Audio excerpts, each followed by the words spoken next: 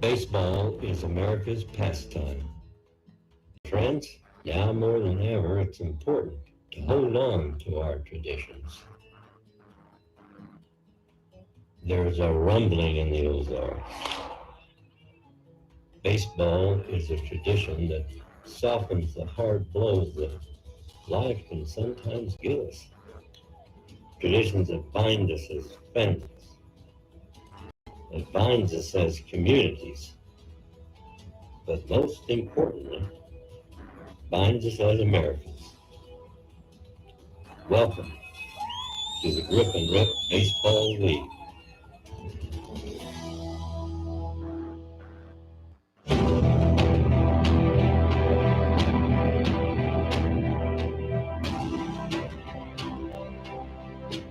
We are live at U.S. Baseball Park in Ozark, Missouri, home of the Grip and Rip Baseball League and the site of tonight's baseball night in the Ozarks game between the Republic Locos and the Moon City Mavericks. Serious playoff implications on the line for both teams here in the GRBL North. Locos come into tonight's game 3 wins against 2 defeats. Moon City Mavericks looking for their first win of the campaign at 0-5, trying to climb out of the cellar and avoid entering the playoffs as the number 6 seed.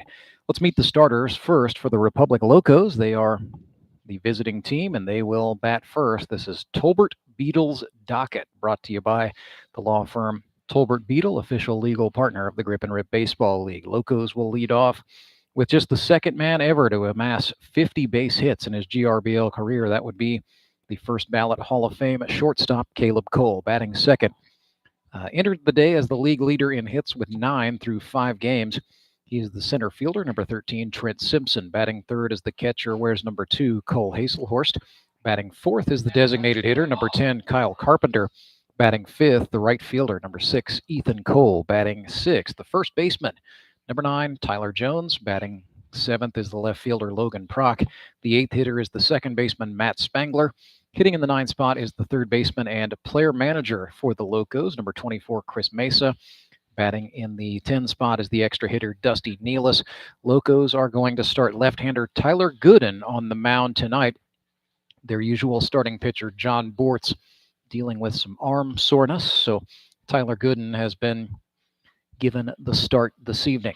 Moon City Mavericks defensively will start off with Nick Bacon out in left field. All-star Joe Emery is in center field, and newcomer from Nixa, Missouri, TJ Orlandi is in right.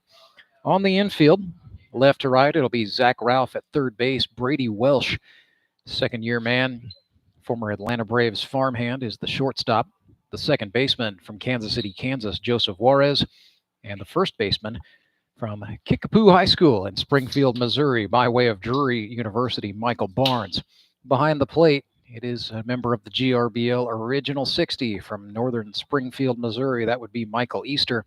And the spot starter on the mound today is Gabe Rendelman. He was in the Grip and Rip Baseball League in its first season back in 2016 and is getting the start tonight. Moon City skipper Daniel England simply told me, we've got to make some changes.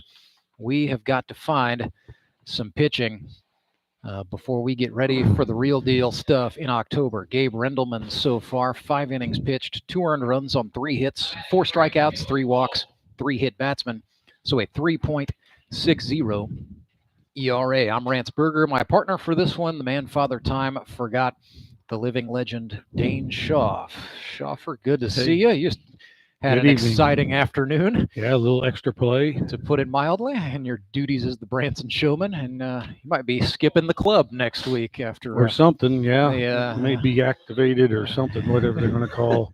We'll see how the appeals court goes with that. Well, I'm staying out of that, I'll tell you what. So Gabe Rendelman is behind in the count here, 2-0 to Caleb Cole. First pitches got away at 6:18 p.m., so running just a touch behind schedule after extra innings. Cole flinched back and got out of the way. Got some of the shadows coming over the infield there. That's be a little tough there for outfielders to see where the ball comes off the bat. But wind is still also blowing in out of the north. Yeah, but it's not 100. It is not. It is not 100. It's 75 degrees right now. And we're going to look to cool sunset tonight is 7:05 as Rendelman walks Caleb Cole. Temperature by the time this one is over will be in the lower 60s, so expect the mercury in the thermometer to fall and the winds to continue out of the north anywhere from 10 to 15 miles per hour. That check of the weather powered by A&L Electric. So Caleb Cole gets the walk. Here's Trent Simpson. Go ahead, Dane. Batting on the left-hand side. Nope. No, got him picked off. Caleb Cole in a pickle, and he will not beat it out. Moon City shortstop Brady Welsh got over there and applied the tag. Yeah, just a little antsy, a little hyped up. Maybe, he watched our ball game. That's what happened. I think everybody's a little antsy and amped up today. It's been an interesting day. Yeah, had one of the most lopsided games in GRBL history, and then an extra inning thriller. Foul ball right back off top of Easter's helmet. Yeah, catcher's helmet. Looks no worse for the wear, or at least he's toughing it out. Yeah. Oof, Rendelman ran one in on Simpson. Yeah, that wind's blowing just pretty good. It's got the flag out there. Yep. Seen 2 baseballs get all the way out of here today already. I mean, you can say wind aided all you want, but that wall is 16 feet tall. You've got to crush one. Yeah, if you hit it there, I mean, maybe it helped it a little bit, but man, the one I saw was hit hard. It was up there. It would have cleared out, and they're not. 2-2 now to Trent Simpson. Chased one down against the right-hander Rendelman. Ooh, and that hit him. Yeah, they're having a little trouble with the makeshift extra rug on the mound there. Well, that went out there. Oh, did that hit him, or did they? Oh, they're going 3-2. Okay. I thought that hit him, boy. As did I. Full count. Simpson pops one into the trouble spot in center, but Joe Emery. Yeah, eating up their yardage there. Yep, needed every bit of it. Ran in and made the catch. Earlier there was Zach Ralph. He was standing over there in the sun. All he's got to do is take 2 steps up, and he's out of the sun in the shade, seeing the ball. I mean, sometimes you got to play just out of where you want to really play, but that age, you say, I mean, he's right there. Seeing the ball should come first. Yeah. Here's Cole Hazelhorst.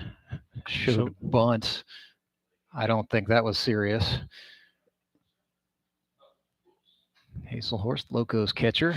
Umpire says it ticked him on the elbow. No, he's going to get the free pass, so down he goes toward the first base side. Kind of like in our game, Hazelhorst still wanted to swing, and so did our guy. But yeah, he goes, I think that's the first time I've been hit in the helmet there when David got hit in our game. So here's Kyle Carpenter. He's been swinging a good bat over the top on that one against Rendelman. 8 for 19 is Carpenter coming into this game. So he looked like he wasn't ready on that swing, but well, yeah, he's not very tense in the box. Oh, running. Yep. Hazelhorst is taking off and stealing, and yeah, he's going to get in there no problem. So into scoring position goes the young gun, 22-year-old Cole Hazelhorst. So Rendelman, I mean, I don't know that I've seen him pitch any. Yeah, he's 3/4 arm. He's pitched 5 innings this year. Has he? Okay. ERA is at 3.6. But he's pretty much like every pitcher on the Mavericks. Has just struggled with consistency at one time or another. He's guiding the ball right there just a little bit. I mean, it's coming. Maybe that's his throwing technique. I mean, it just looks like he's guiding it a little bit and just like, okay, I just need to throw it the way I'm supposed to. Just reach back and throw it. 2-1 pitch. Carpenter slapped this one up. Juarez, the second baseman, camps out and makes the catch. So a walk and a hit batsman, but a spotless inning in the books for Gabe Rendelman. 0 on the board. So we will head to the bottom of the first, back with more of Baseball Night in the Ozarks right after this. It is the Grip and Rip Baseball League, live and free on YouTube all season long. Make sure you're liking, sharing, and subscribing. Acme Towing Company, that's too far away. Let Henry's do it. Nah, we're ready to close. Let Henry's do it. Henry's is ready to take your call right now. From compacts to semis, Henry is here to help 24/7. Save yourself the hassle and make us your first call. Henry's gets there fast, offering multiple locations to serve the Ozarks. When you're stuck on the side of the road, make the right call. Let Henry do it. When times are tough, you turn to the people you trust. For more than 100 years, Central Bank has weathered many a storm, and through it all, shown what it means to be a true community bank. Our people are working right now to keep your money moving, to keep your businesses strong, to keep our community strong. Central Bank has been named a Forbes magazine top 100 bank for 12 years in a row. When we say strong roots, we mean it. Central Bank. Strong roots, endless possibilities. Member FDIC.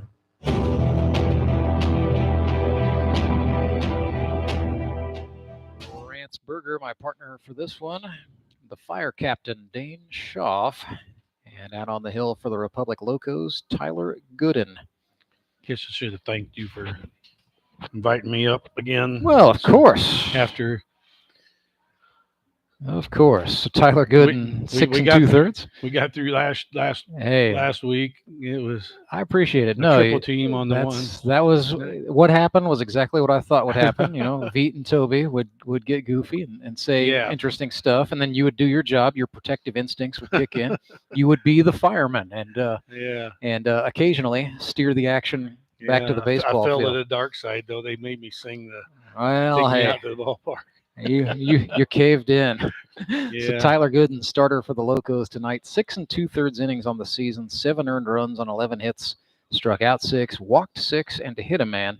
9.45 the ERA. Chris Meza electing to start Gooden tonight. His normal starter, John Bortz, who has really been the ace for the Locos with 21 1/3 innings pitched and a 1.69 ERA. Had some soreness and some discomfort, so likely will not pitch at all tonight. Let's see, we played them last with week. The idea that he'd be saved. Yeah, Bortz he threw very well a week ago. He's thrown well all season. He just didn't look like his normal self against us last week. I mean, he threw, but it just wasn't what he had been showing. Not quite the unstoppable stuff that he had been dealing up to then. Tyler Gooden's first pitch to Joseph Juarez is a strike.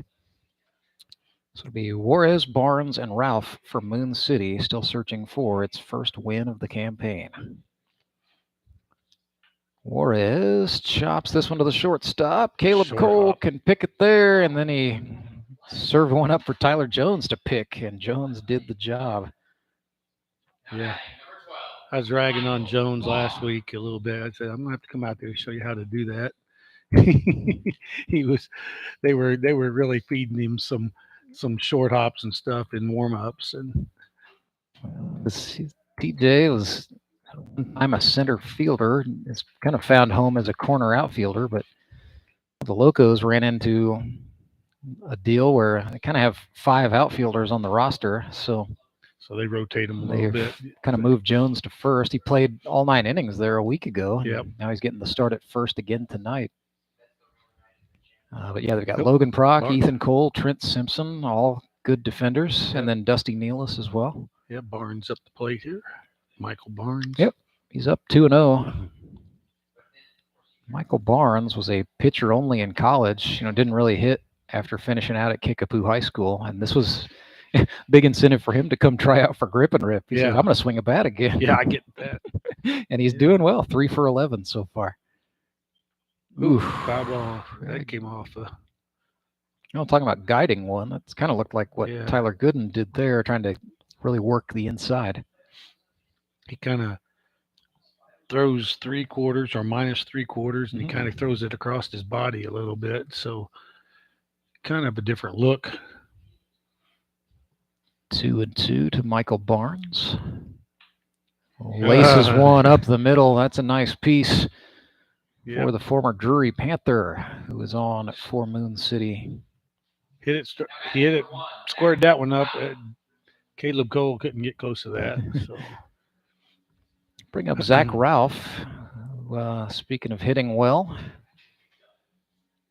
it's been leading the Mavericks 5 for 17, a double and 4 singles, a couple of stolen bases as well.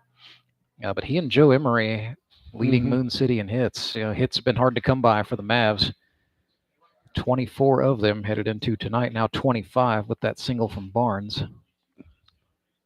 25 hits in 5 games and change is not exactly setting the world on fire. Good block on the pitch in the turf. Hazelhorst.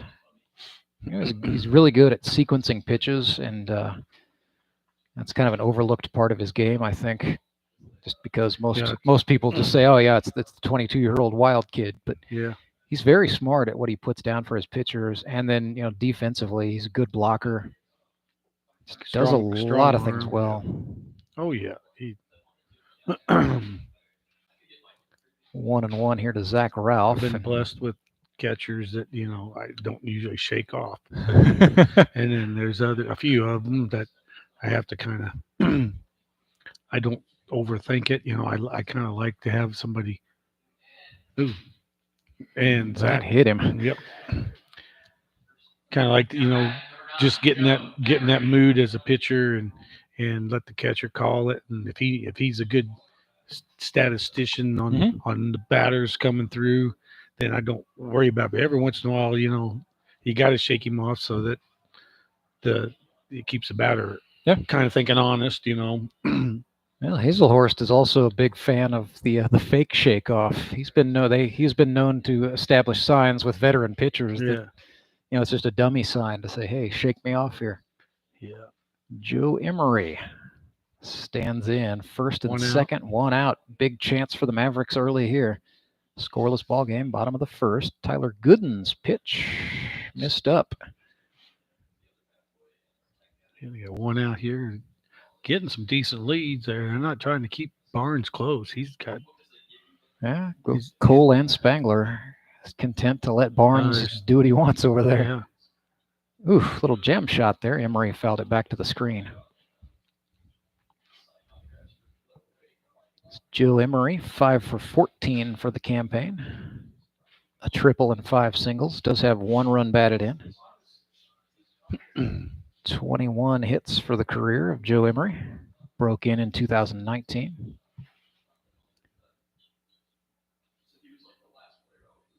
One off-speed pitch. Yeah. Didn't locate. Looked good out of the hand. It was deceptive. He didn't. Appeared to be his curveball, I think, and he just didn't pull down on it, and it kind of sailed a little bit. It got close. 2-1 to Emery. That was a fastball in the dirt. Another block from Hazelhorst. Yeah. Joe, personal best, 7 hits in 2019 with the Yogis. Had 6 a season ago with Nixa.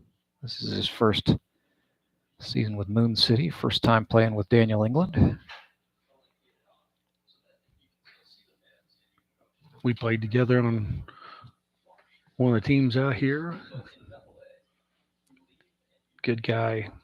Absolutely so. 3-1 pitch popped on the infield. Spangler ranging back, and that was trouble in the wind once again. Yeah, that's Ethan's got to come in on that.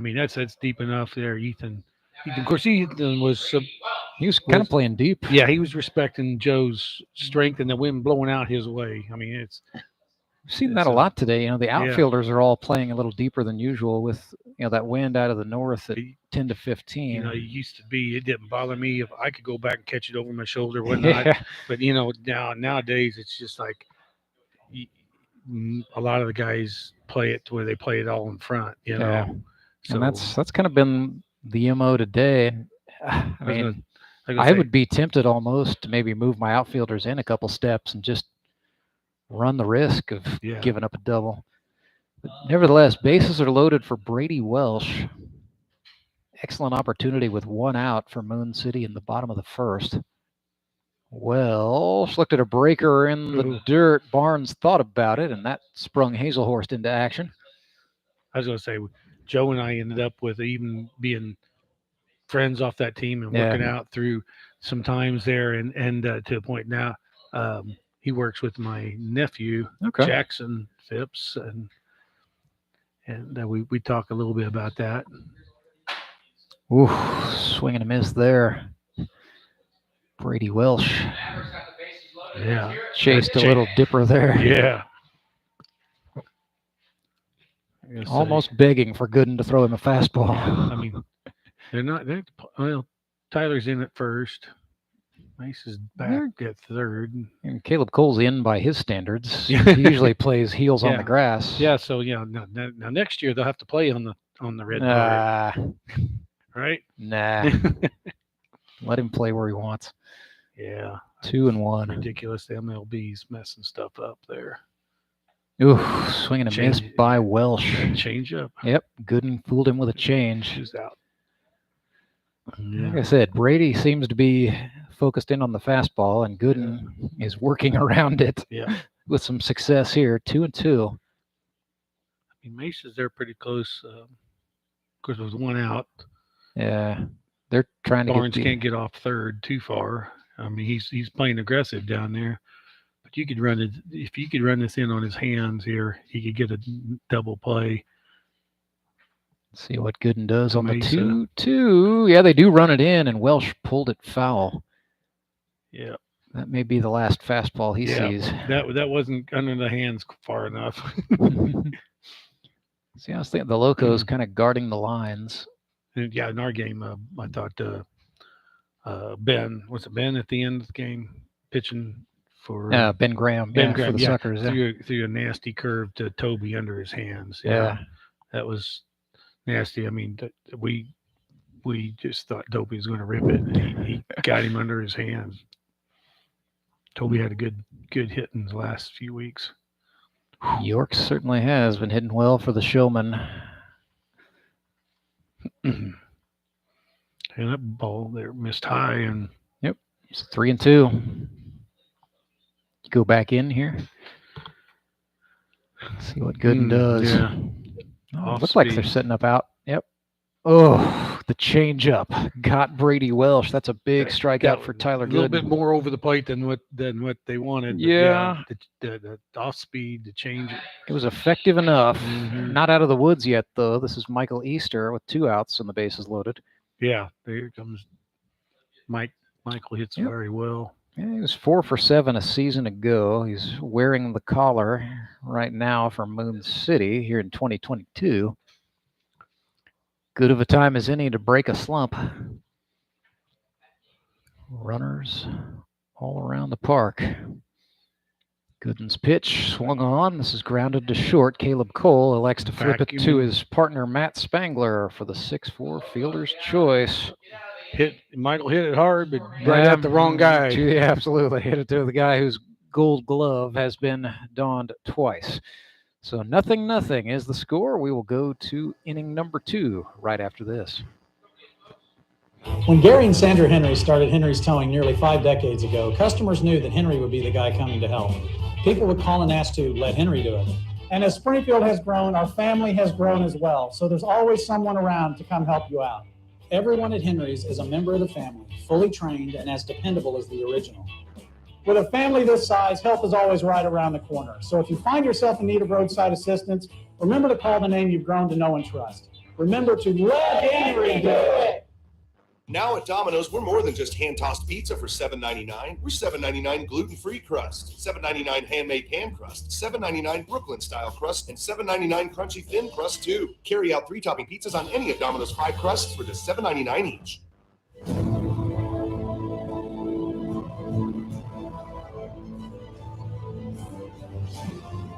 Gabe Rendelman back to work for the Moon City Mavericks. 0-0 the score thus far. Mavericks and Locos tonight in this GRBL North Division matchup. So the GRBL South just got very interesting. The Nixa Suckers 4-2, Ozark Mountain Ducks 3-3, Branson Showman 3-3, and all teams are 2-2 in terms of their division records. So that is just a flat-out punt on that part of the tie-breaking criteria. Suckers would have to win outright next week, and they could clinch a first-round bye in the playoffs, but a Suckers loss and then perhaps a Showman win and or a Ducks win would make the picture very, very interesting. Here in the GRBL North, Locos are one game currently behind the Springfield Mets, who defeated the Ducks 21-1 today at noon. That was the most lopsided game in the history of the Grip and Rip Baseball League. Mets got 25 hits, so they're 4-2. Locos are in this game right here at 3-2. Moon City at 0-5. So the Mavericks cannot win the division, but they can certainly grab themselves a little bit of momentum headed into October, and that is the name of the game for Daniel England and his club. Ethan Cole, the batter here to start the second. Curveball missed in the dirt there. Ethan Cole, been hitting very well. Swing and a chase there. Mm-hmm. Ethan and I have been talking. He kind of thought he had a little soreness in the hamstring in there.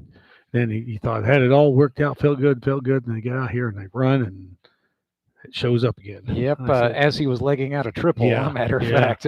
And I said, well, mine's doing the same thing, and I don't know if I'm not rehabilitating it right. I don't do the proper stretch. The right stretch, I has to have somebody help me. And well, his brother Caleb knows what he's doing. Yeah, I mean he's got a little inside track there. I don't. He should. And I didn't think about that.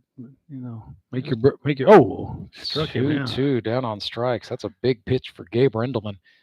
Getting the dangerous Ethan Cole to drop his batting average below 500. I was going to say it's getting your brother to help you out. Sometimes. Well, and Caleb's a big reason why Ethan is playing in the league this year. I'm just joking on that because that's that right there. I'm sure it's just like most people with their brothers that go do anything for them. Breaking pitch to Tyler Jones is a strike. I might not move to Mount Vernon to be neighbors with my possibly brother. Possibly not. I give him a hard time about that. Oh, Tyler Jones strokes it right, lifts one over Rendelman's head into center field. That's a base hit. A little bit of a slump breaker for Tyler Jones, who's now on for Logan Prock. And Logan Prock does not need a slump breaker. He has been doing very well for Republic here in 2022. 7 for 16. Yep. Couple of triples, 2 doubles. 3 runs batted in, and the game-winning RBI, matter of fact, for the Locos last week. 1 out on the board here. Swing at a jam shot straight back. Yeah, I wonder. Tyler kind of looked like he was showing that he's ready to run. Well, he was watching Rendelman closely there. He's not leading much. No, but he might try to. Say, here we go, another step. The 0-1. No, Jones did not go that time. 1-1. With 1 out. Jones hinting at it. 1-1 pitch, swing. Logan Prock pulled that. That is going foul. One bouncing over the fence and off of the fence, off a pickup. Yikes! The Dodge Ram pickup out there, or excuse me, not Dodge. Ram. That's a Ram. Pickup. Yeah. If you can't dodge it, ram it, Dane. Yeah, it's not Dodge anymore for them trucks. Well, I'll tell you a secret. I think they're still made at the same place. Yeah, just different name. It's the Chrysler Dodge Jeep Ram group, don't you know? Here's the 1-2. Fastball swung on, fouled back. Yeah, it's as my dad said. You drive a vehicle to a ball game. It's an act of God. It's going to hit it, but you need to park it where it's not going to get hit. Definitely don't face a windshield towards the ball field. I am always of the mind. Pick off. Nope. I like to park up close for a lot of things. Baseball and softball are not 2 of them. Park it, face it the other way. And park far away. Yeah. That's my other move. There's a 1-2 for Logan Prock. It's a breaking ball. Nice block by Easter, keeping that in front. Nice idea by Rendelman, but Prock just didn't give chase. Yeah, pretty good pitch there. So Logan Pretty high baseball IQ. He's an assistant coach at Lebanon High School in Lebanon, Missouri. 2-2 here. Rendelman again went to the breaker, and again it's pulled. Proc, it's like he's sitting on, waiting for the fastball. It's twice now he's pulled a breaking pitch down the line. You're 2-2 here, so might see a high fastball if Rendelman feels comfortable going full count on him. Worth So a shot here. Either that or you sneak a fastball on the outside corner here. Yeah, they tried it, but Proc was on it. Diving. Brady Welsh, diving grab. Not going to be able to make a throw, but a tremendous stop by Welsh. That would have been something. He's upset with himself there not to make that diving catch and went to grab it out of his glove to throw. I don't know that he could have got either one of them. No, but what he did save there is I imagine Tyler could have went to third on that.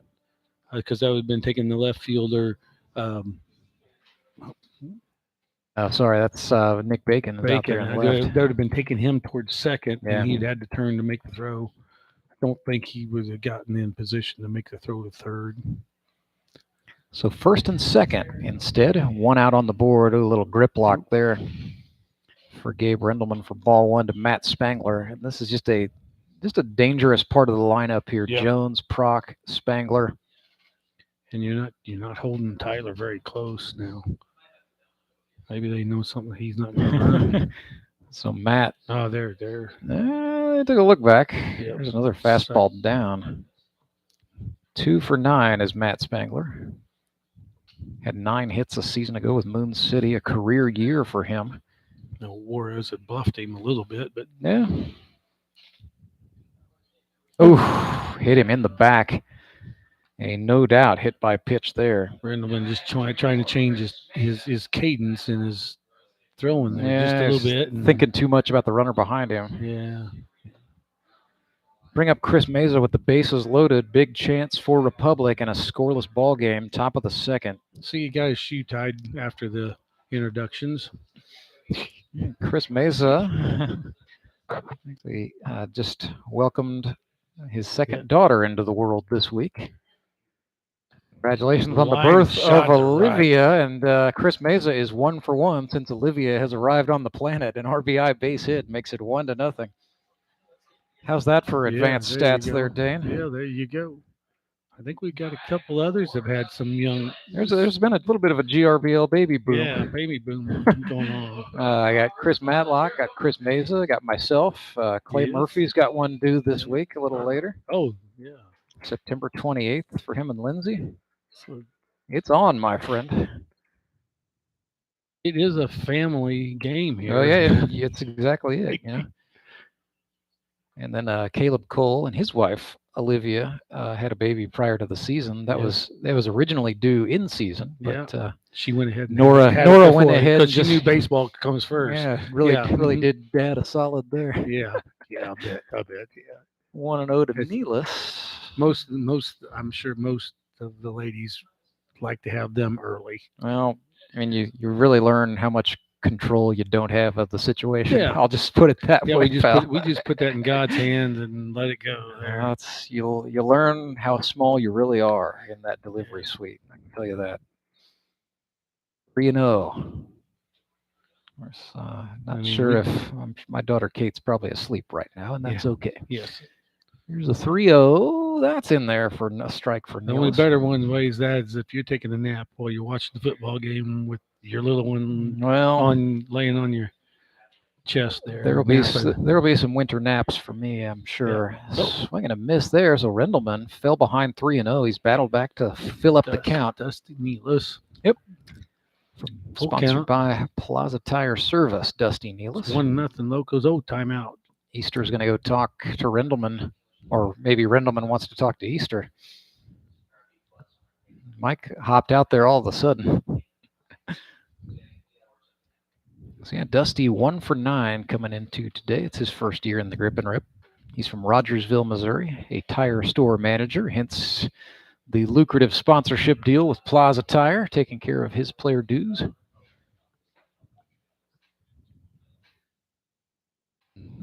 set, and he was very sure to set, not bounce, but it doesn't matter. He just walked in a run. Bounced one in the dirt. Walks in run number 2 for Yep, Locos it here at the is top of the second. 2-0 for Republic. Back to the Anderson Engineering And leadoff spot. Just where you don't want to be. Bases loaded with Caleb. And just one out on the Cole. board. So Caleb Cole walked his first time. Got picked off and got in the rundown, but didn't get the break. Looked at a strike there. Curveball, yeah. 5 for 16 is Caleb Cole.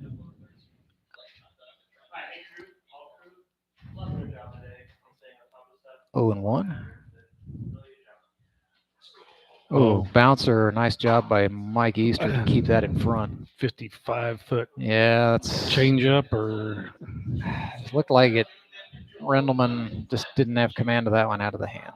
Yeah. Trying the change. You know, it's a little tense here. Yeah. With the situation there. The 1-1, that's outside. So he's consistently missing out against Caleb. 2-1. 2 runs to nothing. The lead for the Locos over Moon City. Locos, called strike, looking to pull even with the Springfield Metropolitans. Headed into the final week of the season. Moon City could upset the apple cart here with a win tonight. 2-2. That is what the changeup can do. Foul down on strike. Right into the glove. Down goes Cole. Rendelman must have pulled up some of my video from when I faced Caleb, right? Yeah, that's exactly it. Boy, So what do you do with this guy? Yeah. Ask Dane Schaff. Then Tony puts me on the spot and says, yeah, the MVP. And then, the old guy's made the cut and struck him out, blah, blah, blah. Oh, my goodness. That was foul ball off there. Yeah, Simpson ripped that. He came into tonight 9 for 19. He is now 9 for 20. Flew out to center field last time. 26-year-old loan officer, Trent Simpson. I just tell Caleb I got lucky. Well, hey, at some point, there's a little skill involved in every strikeout. Yeah, got the ball thrown to the plate in the hitting zone. Not everyone can do it. It's harder than it looks. It's pretty easy for us to sit up here and just, pick that strike zone apart as the game goes on. It's a lot different when you're down there on that that mound. I've been there, you just can't seem to find it, And this might as well be the size of a sugar packet sometimes. Simpson rips this one. Emery a step short. 1 run's going to score for the Locos. Mesa coming in. They're going to go for 3. It is a 3 RBI triple off the bat of Trent Simpson. And it is 5-0 for the Locos. Huge hit there. So Joe missed his cutoff. Just a step. I think they catch him at third. Yeah. Yeah, that was the thought. Yeah. Simpson's too fast of a runner. He was motoring pretty good. Pull Hazelhorst up here. At the big 5 spot there in the second here. Yes, for it Locos. is. There have been a few 5 spots today. Yeah. Showman had a couple. Mets had a 9-run inning. We let the Suckers got the Suckers a 4 spot and a couple late inning runs that kind of pulled it kind of tight. Oof. And that it hit Hazelhorst, no doubt about that one. Second time already in this game, Cole Hazelhorst has been plunked. Oh my goodness. He's the third batter. Yeah. Yep. Oh my God. He's in the 3 spot. So this is Kyle Carpenter. Nothing like thinking, hey, I'm hitting third tonight. I'm going to get protected. I'm going to get some stuff to hit. And you end up wearing 2 before the second inning is done. And that can mess with you as Carpenter slaps one. It's going to get knocked down by Ralph. Had to throw off his back foot, and that will not get there. So Kyle Carpenter brings a run across. Just a short little swing there that he has there. It doesn't. He loves to go opposite way and just slap it. And A critic will say, "Hey, kid, take a full swing." Kyle Carpenter says, "I'm taking what's given." 6-0 is the score. It's an RBI for Carpenter. Ethan Cole lifts it to left. launches one off the wall. Not quite. The 16-footer claims another victim. Hazelhorst scores. Carpenter coming home, and he is tagged out at the plate. Relay throw there by Bacon to Welsh, I do believe. But man, that was a stroke. Man, he got it. 7-0. It's an RBI double for Ethan Cole, and then Carpenter out at plate. Good relay throw, and had them on the money there. So it's 7 runs for the Locos here in the top of the second. They lead it 7-0. Back with more right after this. What gets me out of bed every morning is the possibility of helping people. I want to give people back their peace of mind. I want to know they have a fighter in their corner when they've been the victim of someone else's negligence to help put their lives back together. I want them to know it's going to be okay. Our creed at Toll Repeal is tell them you do business. We want our clients to know that when they hire our law firm, the insurance companies are going to take them seriously. They're going to take their case serious. We leave no stone unturned in preparing a case. We are on the cutting edge of trial technology. We have 2 decades of trial experience in representing injured clients. We become a part of our clients' struggle and take on that burden. We get our clients the justice they deserve. That's the rewarding part. The look on their face, their appreciation. They know that our team has gone to battle for them and we have come out victorious. That is the most rewarding part. We have carried their burden. We have walked in their steps. We have fought their fight.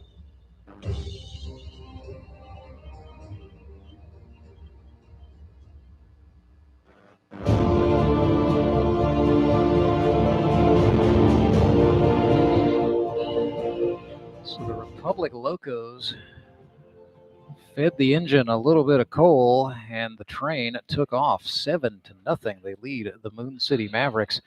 Middle of the second, Mavs coming to the dish here in the bottom half of the inning. It'll be TJ Orlandi, Jake McDaniel, and Nick Bacon. So the frustrations continue for Moon City, but this one far from over. Earlier just today, we learned that a 5-run lead is not safe in the Grip and Rip Baseball League. We've seen an 11-run lead almost evaporate earlier this year. Sometimes all it takes is one big inning or a couple of fairly good innings, and you're right back in the thing.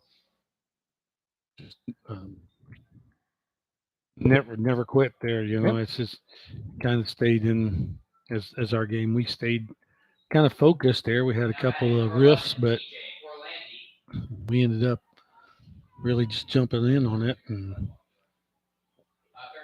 11-9, first extra inning game of the year. They gave us an opening and we took off with it. So Moon City will look for some openings against the Locos here, trailing by 7. Tyler Gooden throwing to TJ Orlandi, up and in for ball 1. Good opportunity here for Tyler Gooden. We mentioned in the pregame, he's been roughed up a time or two, so nice chance for him to pitch from a comfortable lead. See if that relaxes him. And that just tailed inside. I thought that was a good pitch there. Yeah. Call goes for Orlandi, who's ahead 2-0. That missed outside on the outer half. TJ is a 1 hit in 5 games. Nothing fancy there. Gooden just pumped one over the middle. TJ Orlandi, an engineer. Go ahead. I said sometimes that's the best thing to do is just throw it over, and they've got to hit it. And you got guys behind you, so don't try to paint the corner. You know, just throw it and let them. Just don't put it in the middle. Yep. And the old get me over ball. Yep. So Jacob McDaniel bats for Moon City. Cole Hazelhorst out to visit real briefly with Tyler Gooden. So McDaniel, 3rd year in the GRBL, broke in. You got all those stats. It just blurs me. Jake McDaniel lifts one into left, but charging in to catch that is Logan Prock. Logan Prock, as I always like to say, sneaky good. Just got a good read on that baseball. Yeah, he's not necessarily the fastest outfielder in the GRBL, but one of the smartest. So that'll bring up Nick Bacon. It's some Batman theme music that he walks up to. Nick Bacon, manager for Apple Inc. Yep. Specifically part of the Apple Pay service. Get into that. Putting his degree from Missouri State in classical Latin to good use, of course. I kid, but no. What Nick Bacon is very good at is people skill, and so that is that's his strength for Apple Inc. I was more into sales, even though I had computer programming way back in the day. But yeah, it was just when I got my degree, everything was swamped, and so I just ended up going back into retail sales and working through that way. Versatility and adaptability. That's Dane Schaff, man. 2-0 to Nick Bacon. We'll look at a strike there. One out. Yep. Runner on first. Gets him to roll over this here a little bit. Caleb Cole and Matt Spangler would sure love that. Here's the 2-0. Steady. Lines one to third. Mesa picked it and slung the throw over. Yeah. Looked good, but TJ Orlandi got back in time. He got back in time. Well, Jones kind of stepped off, but I think Orlandi was back just by about half a tick. Tough luck for Bacon. He read the hit very well. That was to a fielder and just didn't break too far off of there. So here's Gabe Rendelman hitting 250 here in 2022. Oof, looked at that inside. Rendelman wanted a ball. Tyler Gooden got the strike call.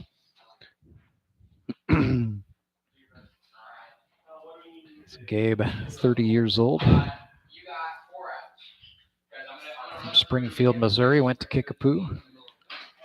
There's a 2-0. He was an all-district and an all-conference pitcher at Kickapoo High. Of course, at 30 years old, he's a little more than a decade removed from that. But back in the GRBL is the fraud analyst, Gabe Rendelman. Curveball. Yeah. There he pulled it down. Like I said, and he had good break and more top 12-6 break on that thing. Nice pitch from Gooden. It's like 2-1. Had somebody down in the warm-up. Warmed up a little bit. Well, they had in the red. Yeah, I think that's Anthony Musser. Yeah. That's Cody Files is the guy with the mask, backup catcher. As I was saying, God, you got all those things because it's just kind of a blur to me on some of it. If I don't look them up or look up which shirt I had or which hat I had, because that's how I usually write the year in it and my number. I remember a few plays, but it's just been fun. So I'll say when you're having fun, it all runs together anyway. 3-2, full up to Rendelman. We got a scoreboard malfunction, so it's up to you and me here, Dan. Uh-oh. That's not bueno. 7-1? No. 7-0. 7-0. It just looked like it went up with a 1 at the bottom down there. Well, now the screen is black. But the count is full, I can tell you that. They're going to reset a computer, it sounds like. I can hear some scrambling going on. Probably that Omnivision van that was sitting out there. He probably unplugged it. So there's a walk issued to Rendelman. 2 walks this inning. And so I hope everyone understands that's jokingly. Yes. Sarcastic humor, slap humor. Well, you and I are still on the air. That's what matters. Joe Juarez steps up here, grounded out to short last time. I have to say, my wife stayed with me for 30 years, for some of the slap humor stuff that's been 33. Well, hey, you knew what you were signing up for. She did, yes. Hopefully. That's what dating is for. Yeah. First pitch to Juarez, swung on, grounded right side. Spangler up with it. Throw to Jones is in time, and that is the third out. At the bottom of the second. So is that through. Yep, that ends inning number 2. We will go to the third with the score: Republic Locos 7, Moon City Mavericks nothing. Back with more right after this. Support local, give local. We hear it all the time, and when it comes to blood donation, there's an easy way to make sure your gift is being used in your community. Donors with Community Blood Center of the Ozarks provide every drop of blood, platelets, and convalescent plasma to patients in over 40 area hospitals. How do I know why that's important? Because my youngest daughter, Joselina, is alive today thanks to local blood donors. Find out how you can help at cbco.org. Local donors, local patients. That's the Community Blood Center of the Ozarks difference. You know the meaning of dedication. The early mornings and the late nights spent pursuing your dream. The commitment and passion to turn those dreams into reality. That spirit of dedication is why Central Bank is always there, working behind the scenes, helping you navigate those twists and turns in your journey with solutions that are tailored to meet your business needs. Central Bank, we do business better.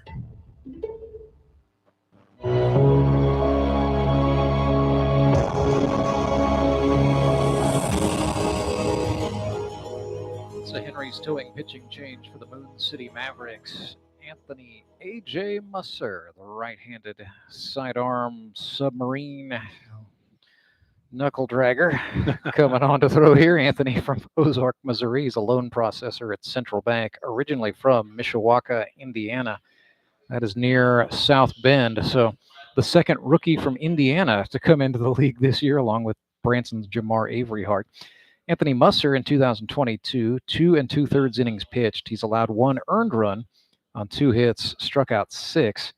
He has walked 3, hit 2 batters, so a 3.38 ERA. Has also given up some unearned runs, and he has given up 1 extra base hit. That was a triple by Logan Prock of the Republic Locos in their first meeting this year.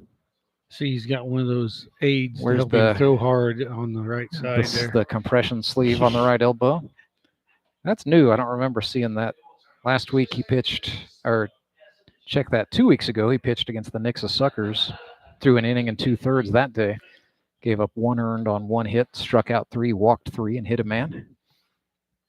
Facing Tyler Jones here, 7-0 is the score. Republic Locos lead the Moon City Mavericks. It'll be Jones, Prock, and Spangler facing Aj Musser.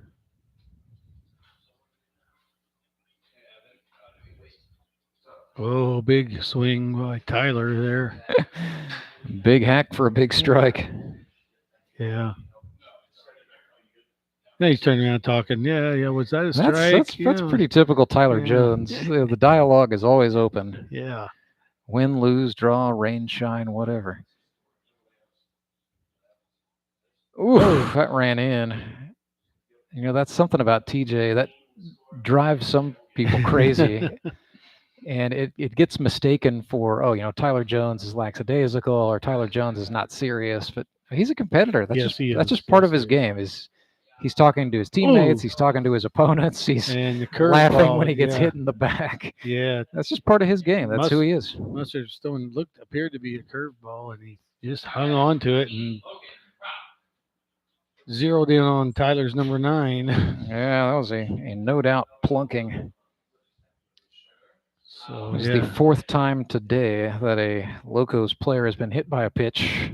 Record is, I believe, 12. That happened. Well, we're not through, and Chandler is on the team that they are facing. I mean, Mavericks pitchers have some work to do if they want to challenge any records. But I do recall a game where I believe the Shockers got hit 12 times over the course of a game. Tyler Jones was on that team as well. That's a lot of plunkings. Yeah. Long before they had it in high school, I guess, they do have it. If you hit so many, you have to come out, Yeah. But yeah, it's, that wasn't part of our, pitch inside, but you have to control that. Yes. If I hit somebody, I heard it from my mom and my dad. My dad was the was not there all the time during the week, But No, but I'm mom sure, was he there. got reports if it got out of hand. Because she was usually keeping the scorebook. Yeah. And, He'd know exactly what you did. So we talked about that. You walk a batter, you hit a batter, your defense can't help you. Nope. 2-strike pitch here to Proc. Swing and a miss. Yeah. And that's how good Musser can be when he's got his command. Worn out. Yep. Matt Spangler, speaking of getting hit, that's what happened to him in the second inning. Spangler, originally from Enumclaw, Washington, up in the Pacific Northwest. Have not been that far. Nor have I. I know he also spent some time in Montana, but went to college of the Ozarks here in Missouri. Virtually look at there. Sight unseen. There's a stolen base for Tyler Jones. Still nice throw. Yeah, Easter put the ball down there. Jones got a great jump. Yep. And his long reach out there. He did use the reach advantage there to beat the second baseman, Joe Orez. So into scoring position goes Jones. 7-0 for the Locos here in the top of the third. 1 out. Spangler at the plate. Looked at a breaking ball that dipped in there for a strike. It's tough to track Anthony Musser when it's hooked up and he's getting the spin he wants. I used to throw occasional few pitches sidearm. Musser took a second look back at Jones and then held on to that one too long. Most time the only effectiveness was if I missed with it.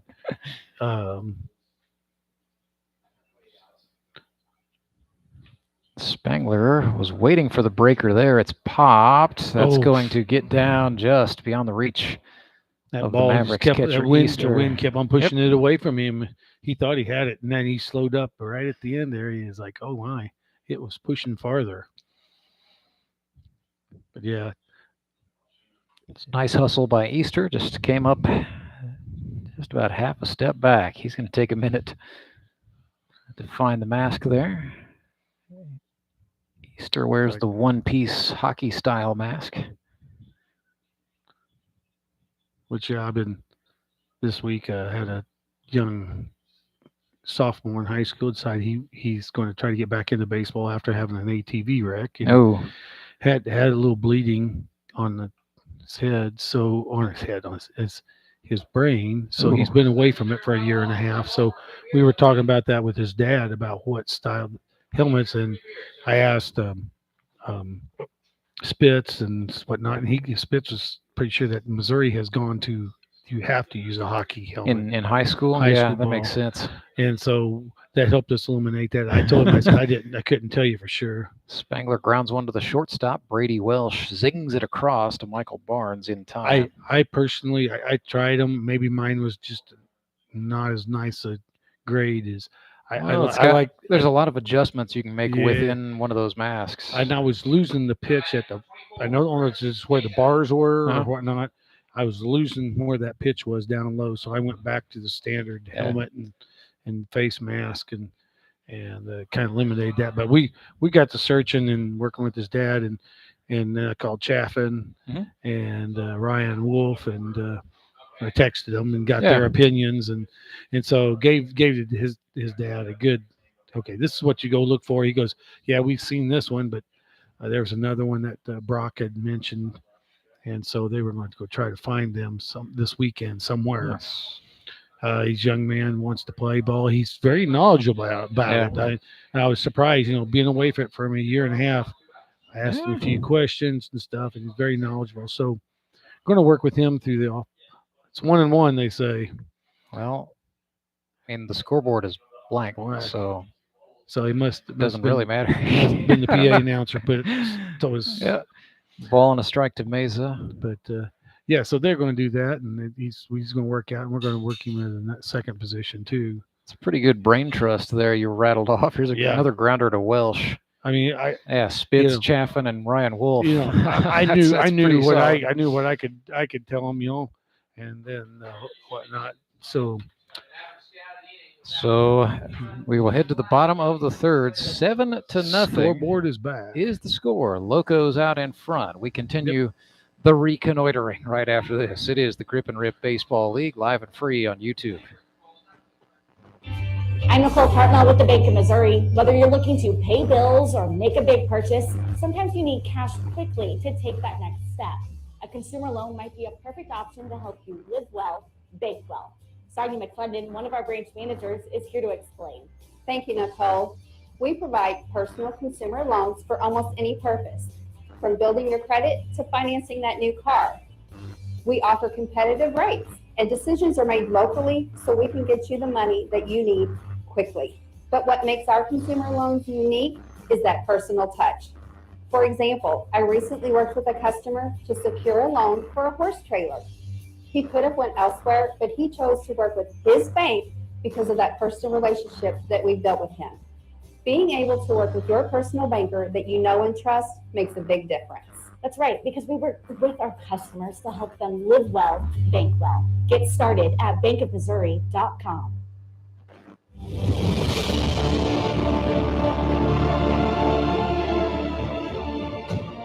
And we welcome you back in to baseball night in the Ozarks. After tonight, just one more GRBL Sunday tripleheader. The final baseball night in the Ozarks of the regular season will be next Sunday night, October 2nd, 6 p.m. These Republic Locos will be there, as will the Ozark Mountain Ducks. But for the moment, then we got playoffs that start on. Then it's time for the playoff eliminators, October 9th. So that'll be just a doubleheader. That'll just be a light snack, Dane Shaw. Yeah. We only have to broadcast 2 games that day. There you go. Michael Barnes steps in here from Moon City. The Mavericks trail 7-0 at the hands of Tyler Gooden and the Republic Locos. Nice little bender there that got over there, and Barnes took a good cut at it. That was a nice one. He hid that one well. And I say I got to get Tyler Gooden. Gooden pitching from the lead. And, with John Bortz being held out of action, nice opportunity for Gooden to come in and get some innings and kind of assert himself a little bit. Find a little bit of confidence at the right time in the season. So stout guy, they're big arms. I mean, he throws it pretty easily. Ball and 2 strikes to Michael Barnes. There's a fastball, and Michael Barnes was waiting for it. This could be a gapper. Barnes is thinking about 2, but a nice job by the center fielder Simpson. And that's where we talk about Republic having talent in the outfield. There it was right there. Nice piece, though, for Michael Barnes. His second hit of the game puts him aboard for Zach Ralph. I'd say that'd been the closer game. He may have gone, but since they need more runs than one, it's important just not to make silly outs if you're Moon ball City. Was taking Simpson away from his throw. Yeah. He had good wheels going on there, so he's got a good lead too. Yeah, he's thinking about it. I think maybe not wanting to do, Michael Barnes is also a left-handed pitcher, so kind of knowing what a left-handed pitcher can do to you. And be cautious, but somewhat aggressive over there. The 1-0. Ralph rips one right. Oh, no, and Mesa dropped it. But the infield lineout rule? No. What on earth is that? Or are they calling that a catch and then a drop? They dropped it when he went to pull it out of his glove. A drop on the exchange. I see. Now, there is a ruling that they can say if you drop that ball that you're out. Yeah. I don't. It's kind of a gray one, but I know in the NFL you have to make a football move after the catch, but, but Chris Mesa was given a catch there without making the football move. I'm gonna say last week Gooden, we didn't see him throw over to first very often, and they may have picked that up there. Yeah, and I don't know if with Tyler Jones over there, if that's just something Tyler's saying, please don't throw me the ball. I don't know what the move is there. This is Joe Emery, singled out to right first time, and now Gooden steps off. And we have seen Gooden step off like that without a throw. Yeah. So the Locos are going to have a little pen activity. Kyle Carpenter and Chandler Veet both taking the walk down the left field line. Oh, bounced one in the dirt. Hazelhorst with a nice pick. Yep. And I would not be surprised if maybe we get a 3-3-3 or a 3-2-4. Locos are going to spread it out, but they've got arms, even with Bortz holding back tonight. They've got a capable staff. 2-0 swung on, hit to the screen, makes it 2-1. Joe Emery now 6 for 15. One more hit, and he will tie a career best, but will do it in about 10 fewer plate appearances. So, a season of marked improvement for Emery at the plate. Good ran him in. Yep. Set up in here, a little bit. Joe gets a hit here. Barnes probably can go first to third if he gets it to right center. And he's got a little bit of a gap to work with over there. Does Emery. Instead, they bounce one that gets away from Hazelhorst. So Michael Barnes will advance to second, no problem. So that is a walk. And so with one out, big opportunity here for Brady Welsh. Struck out swinging first time against Gooden. And Welsh is looking to break out of a slump. He had 14 hits a season ago with the Nixa Suckers. He has 2 for Moon City thus far. Breaking pitch outside. It almost looks like he's using a 28-inch bat down there. It looks short. It does. Well, he's also, he's a tall guy, Brady Welsh. He's every bit of 6'3", at least. That ran in. He may be using the Barry Bonds technique. He's got a 30-inch bat, 33 ounce. Yeah. Man, that's tough, being tall. I've never been in there. Tony Gwynn, yeah. Tony was probably used to 28. And it just man, that's just phenomenal how, those hitters do that. But, they got used to it and they thrive. Got to do what's comfortable. Yeah. Ooh, little chin music. Welsh ducks out of the way. It's 3-0. Can't play baseball without mentioning Albert Pujols, too. No, of course not. Right now. Doing it 20-something years later, Albert. There's a walk. And Chandler Veet maybe warming up with a little more purpose. That's back-to-back walks for Gooden.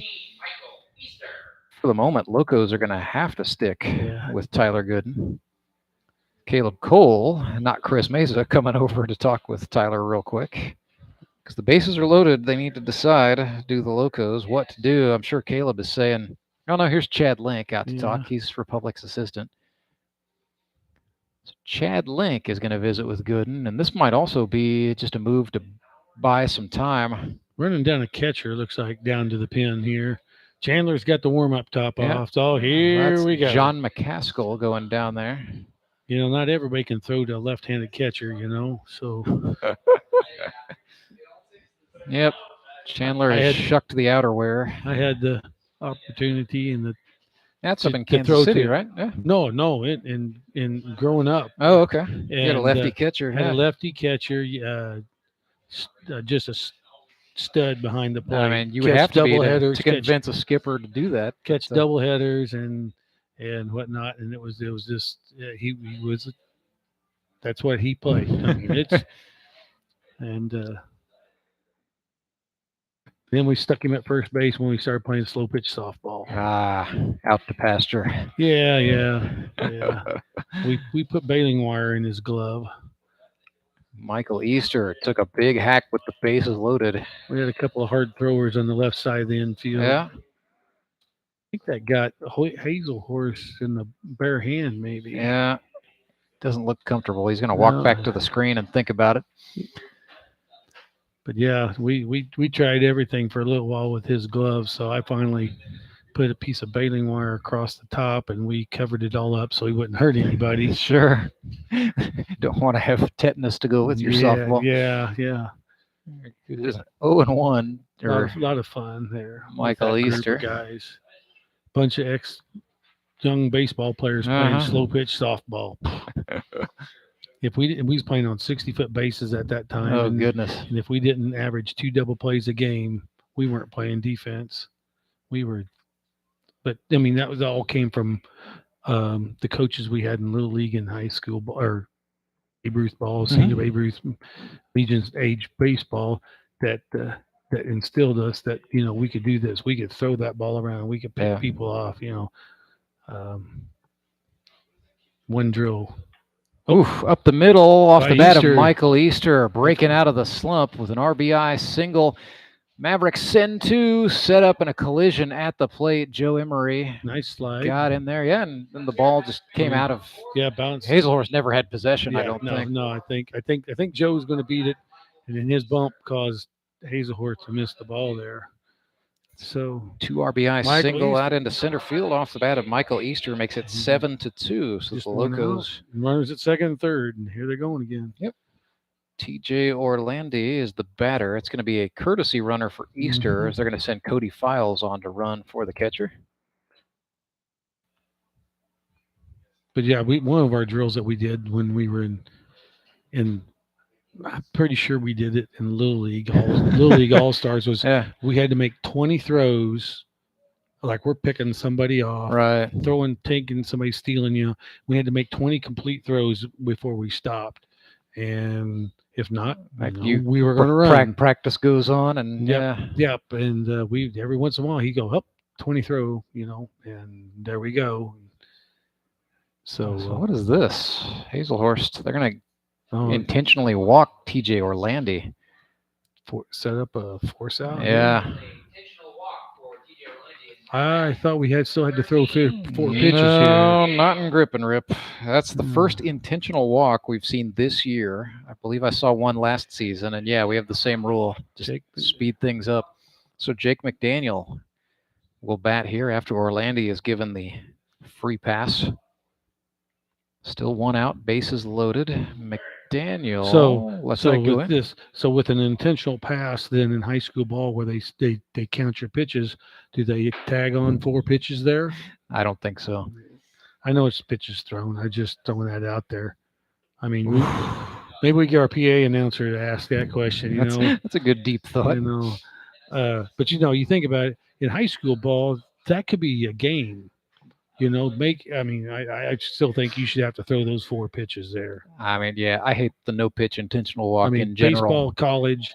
I hate it in slow-pitch softball even. If you want to give somebody the free pass, throw him 4 things outside or 3 things, you know, whatever. 3 or 2 or whatever it is. Whatever rules you're playing with. Yeah. But, you know, more than anything, you know, where it's in baseball or fast-pitch softball, you know, they've got to complete that throw. They got to catch it. Got to throw it back. That gives the offense the opportunity to score on pass balls. Yep. A bad throw back to the pitcher, or a steal attempt. You know. Sure. So I just don't think it's part of the game. Whoa! That is a rip, but that is foul. Headed out to the bullpen down the left field line. Jake McDaniel turned on that one. He did. He got a hold of it, but he was way early. He's going to say, "Thank you very much for walking the man in front of me." Because he was going to knock in 2 runs, and I'm going to try to get 3. 7-2 is the score. Bottom of the third. Mavericks trying to rally against Tyler Gooden. Looks like activity in the pen has ceased for Republic, so that means either somebody's ready or somebody's been given the stand down. 3-2, payoff pitch. Tyler Gooden kicks and comes home. McDaniel reached. Yeah, that was ball 4. Swung and chased at ball 4. He was looking outside, and I got to go get that one. And just 2 outs here. Manageable situation for Tyler Gooden. He's facing Nick Bacon with the bases loaded. Big opportunity. Counterpoint for Nick. He is also wearing the collar for the season. This is second with Moon City. Trying to break out.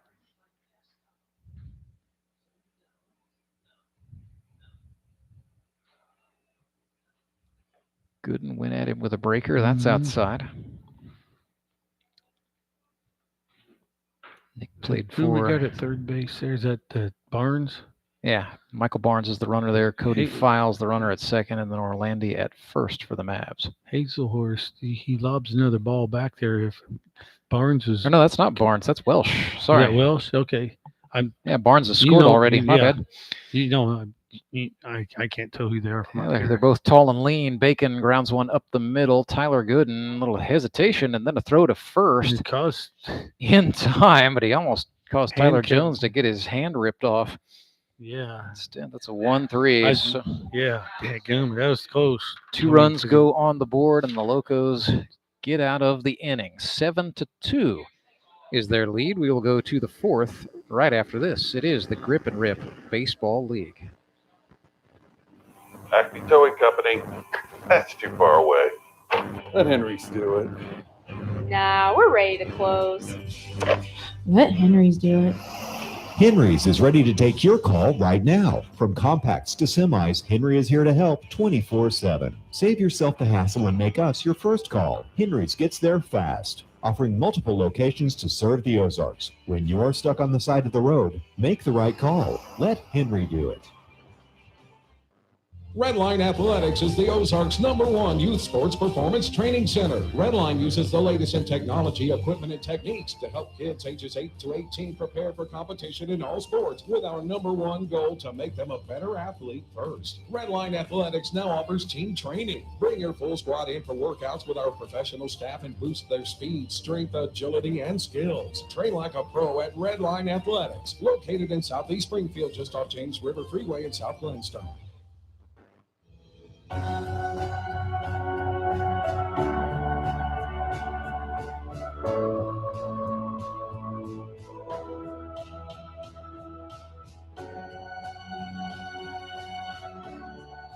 Republic Locos 7, Moon City Mavericks 2.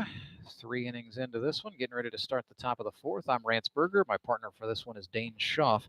The pitcher for the Moon City Mavericks, Aj Musser. Back out to the hill. His club trailing by 5. Mavericks trying to answer. They didn't get them all back, but they got a couple back last inning, aided by a 2 RBI shot off the bat of catcher Michael Easter, a single out into center field. So 7-2. This is a GRBL North Division matchup. Both of these teams having to contend with the Springfield Metropolitans, who won big today. So the Mets are 4-2, headed into the final game of the regular season. Ball inside from Musser. Quick, we'll mention next week, October 2nd. It's a Sunday. High noon, it'll be the Moon City Mavericks at the Branson Showman. At 3 o'clock, the Springfield Mets are at the Nixa Suckers. Dusty Nealis lifts one foul. And then at 6 o'clock, the Ozark Mountain Ducks are at the Republic Locos. So we finished the regular season with a slate of non-divisional games all around for all 6 clubs, as we will try to set a more thorough playoff picture. But for the moment, nothing is locked up. Swing and a miss for Dusty Nealis. That's strike 2, yeah. Dusty's having a hard time finding out where that's coming out of that arm slot. Well, it's probably has not seen a delivery quite like Musser in a while. There's a swing and a miss. Big punch there from Musser to get the number 10 man in the order. Nealis goes down on strikes. Back to the Anderson Engineering leadoff position go the Locos. This is Caleb Cole. 0 for 1 tonight. Walk and a strikeout. 51 hits in his GRBL career. He is 5 for 17 here in 2022.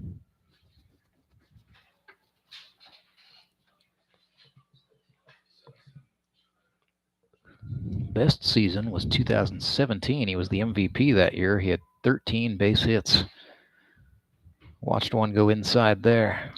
He stroked the ball quite hard there the other day. I mean, just I think one in left center and one in right center. Yep. I think he just was hitting it very hard. Caleb Cole just missed inside. Yeah. 3-0. Let's see. They're up 7-2. Will he swing here, or will he play regular baseball? Does he have the green on the 3-0? Not just resting the bat on the shoulder, but yeah. This is completely away. Lets that one go. It's a walk for Caleb Cole, second of the day. It's going to bring up Trent Simpson, who had a 3 RBI triple in the second. Hit the ball hard. So Trent Simpson by virtue of that hit, is now 10 for 21. So atop the leaderboard in the Elite Promotions Hit King standings, along with Courtney Spitz from the Nixa Suckers. I mean, it would take some doing, but, you know, mathematically, with maybe 4 games left for the Locos and or the Suckers and some other contenders, somebody might challenge the single season record of 16 hits. Anything is possible. Simpson rips this one. Well, hey, Cole's going to go to third. There's number 11. Yeah, Caleb Cole had touched the bag before that even got out to the center fielder, Emery, who made a strong laser throw. It's a little Cut offline, but Musser did his job, and so cutoff man. I mean, a little bit low there, a little bit offline there, so just a bit. But credit Trent Simpson for staying hot. Yeah. 11 hits for him. Sometimes you're playing out there, and I don't know how they do it. You know, in a big place. Yeah, I mean they've learned to take a peek, but not here. Normally you're listening to your captain telling you where you throw the ball. You know, usually the shortstop or second baseman's barking it out there. And so Emery's got that throw through the cutoff man arm. Yeah. As opposed to the thank goodness for the cutoff man arm. Throw it through the cutoff man's glove. 0-1 to Hazelhurst. Thought about it. That's going to get away from Easter, and that's going to put Caleb Cole on a route uncontested. Comes across the plate with a slide, and it is 8-2.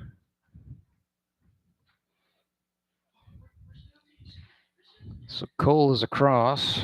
Trent Simpson has moved up to third.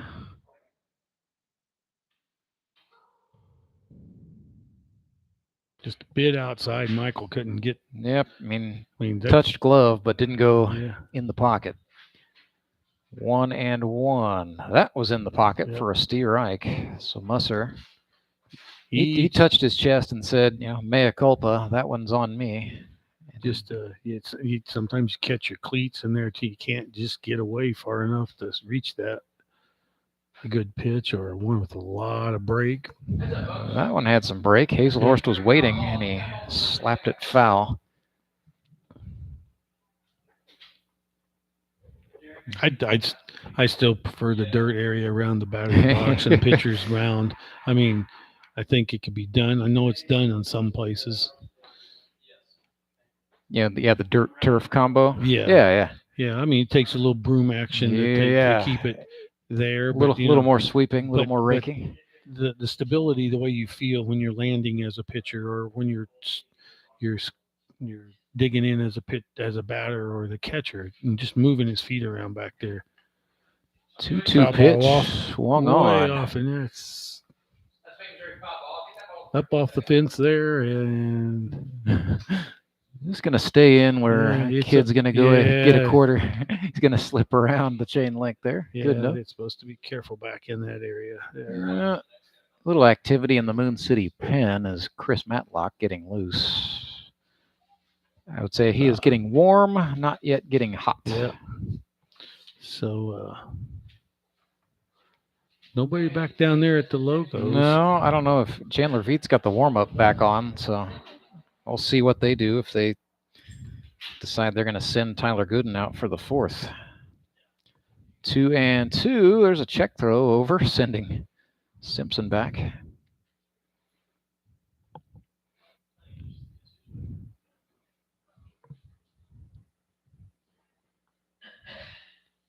Hazelhurst digs in. Musser looks over at the runner. Now comes home. Good breaking pitch, but Hazelhurst crushed this one way back.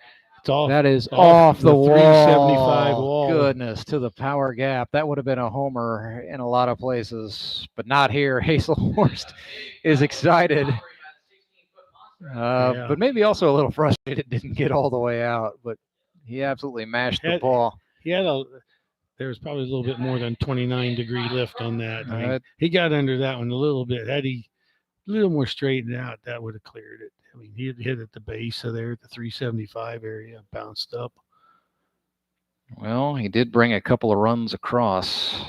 Did Hazelhurst there. So 9-2 is the score. 10-2. I don't think the board is right. We had 2 runs there, and had Cole scored on. So Caleb Cole scored on the passed ball. Yeah. Well, he had walked, and then the only other runner was Trent Simpson, who was at third. So that should be 9-2. Yeah. I'm going to take that up with the score at the change. I'm going 9-2 for the moment. Because the first batter of the inning was Nealis, who struck out. Yeah, and I didn't do that last week. I should have brought my scorebook in. It can get away from you in a hurry. Yeah, because when I'm used to doing that, and truth be told, that is how I pay attention to the baseball game. That's how you keep in contact with it. Yeah. When I go to games as a fan and don't keep score, I mean, I lose track of what's going on sometimes. Nice steal by Bizzle. He timed. That's exactly what that was. Timing Musser. Strike, swung through. Yep. Oh, we forgot to say, did we get the Ethan's up the bat? All this talk. Oh, Ethan could have taken that one. He goes, I want to swing the bat. I think, did the Locos go out of order, or did I just miss something? Because Kyle Carpenter should have batted at some point. We got 2 outs. Okay. Yeah, I missed whatever happened to him. Maybe he's that. I will go confer. That's why we were picking apart whatever happened to Hazelhurst. Yeah. So we'll figure out what happened with Kyle. And there is a walk issue. Tyler's coming up now. Yeah, it's Tyler. Yeah, they're. I wonder if something happened somewhere. They might have gone out of sequence, or they. Or I just missed a batter. Let me go confer here. Yep. Schaff, you take the lead.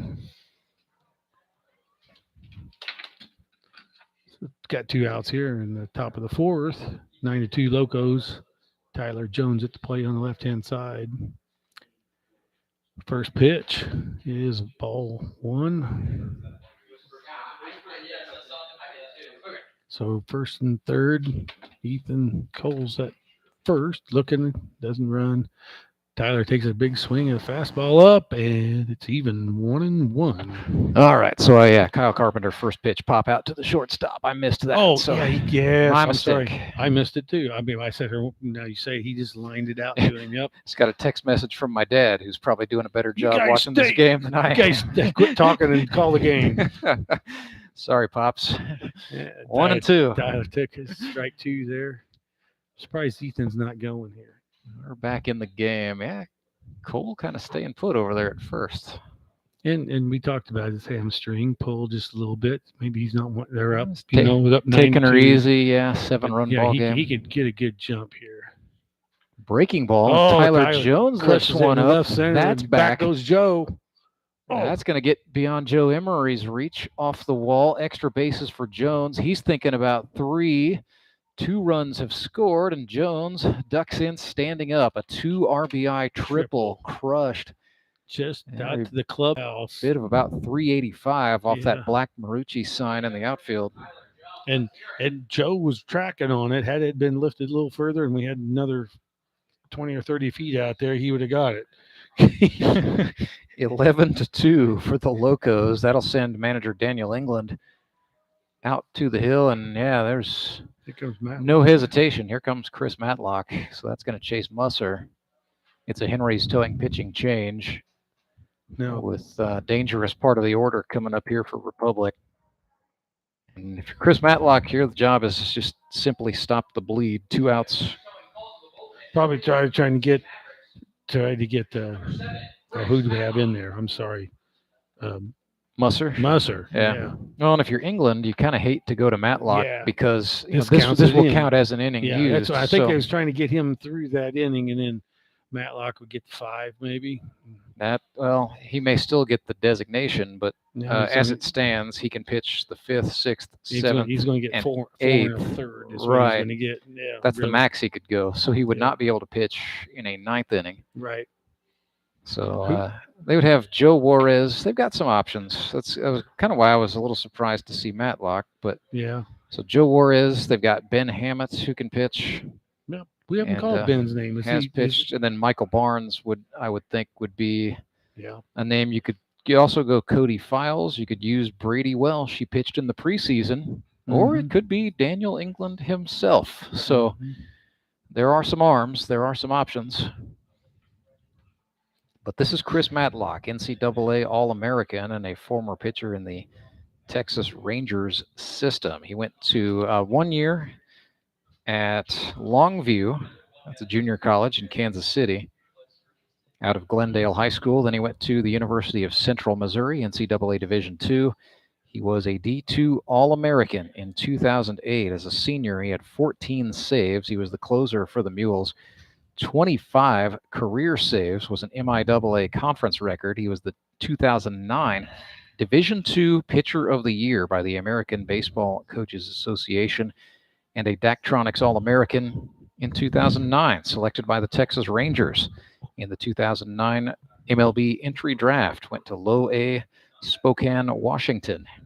Had 3 saves, allowed a 208 average to opposing hitters.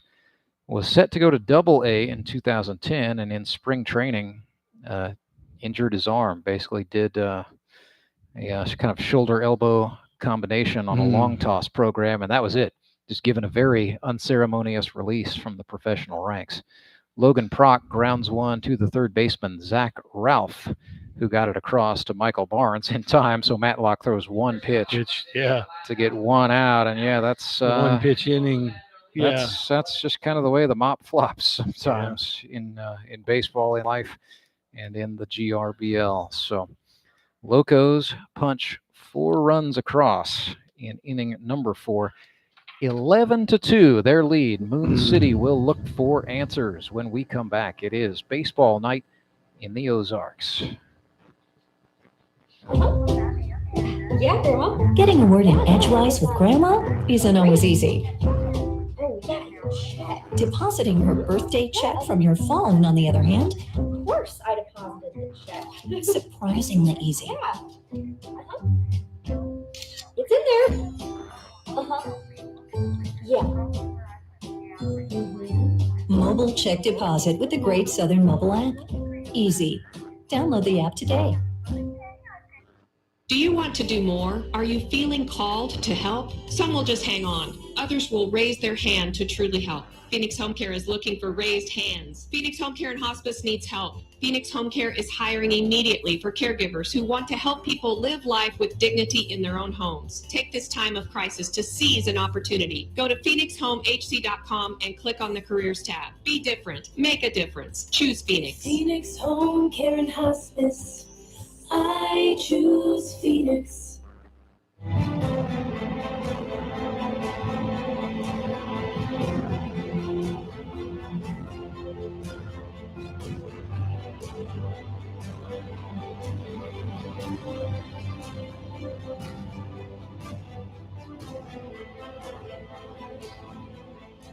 I'm Ransberger, my partner for this one, Dane Schaff, and the third member of our crew, Derek Seiko, working hard, getting sweaty behind the scenes in this one.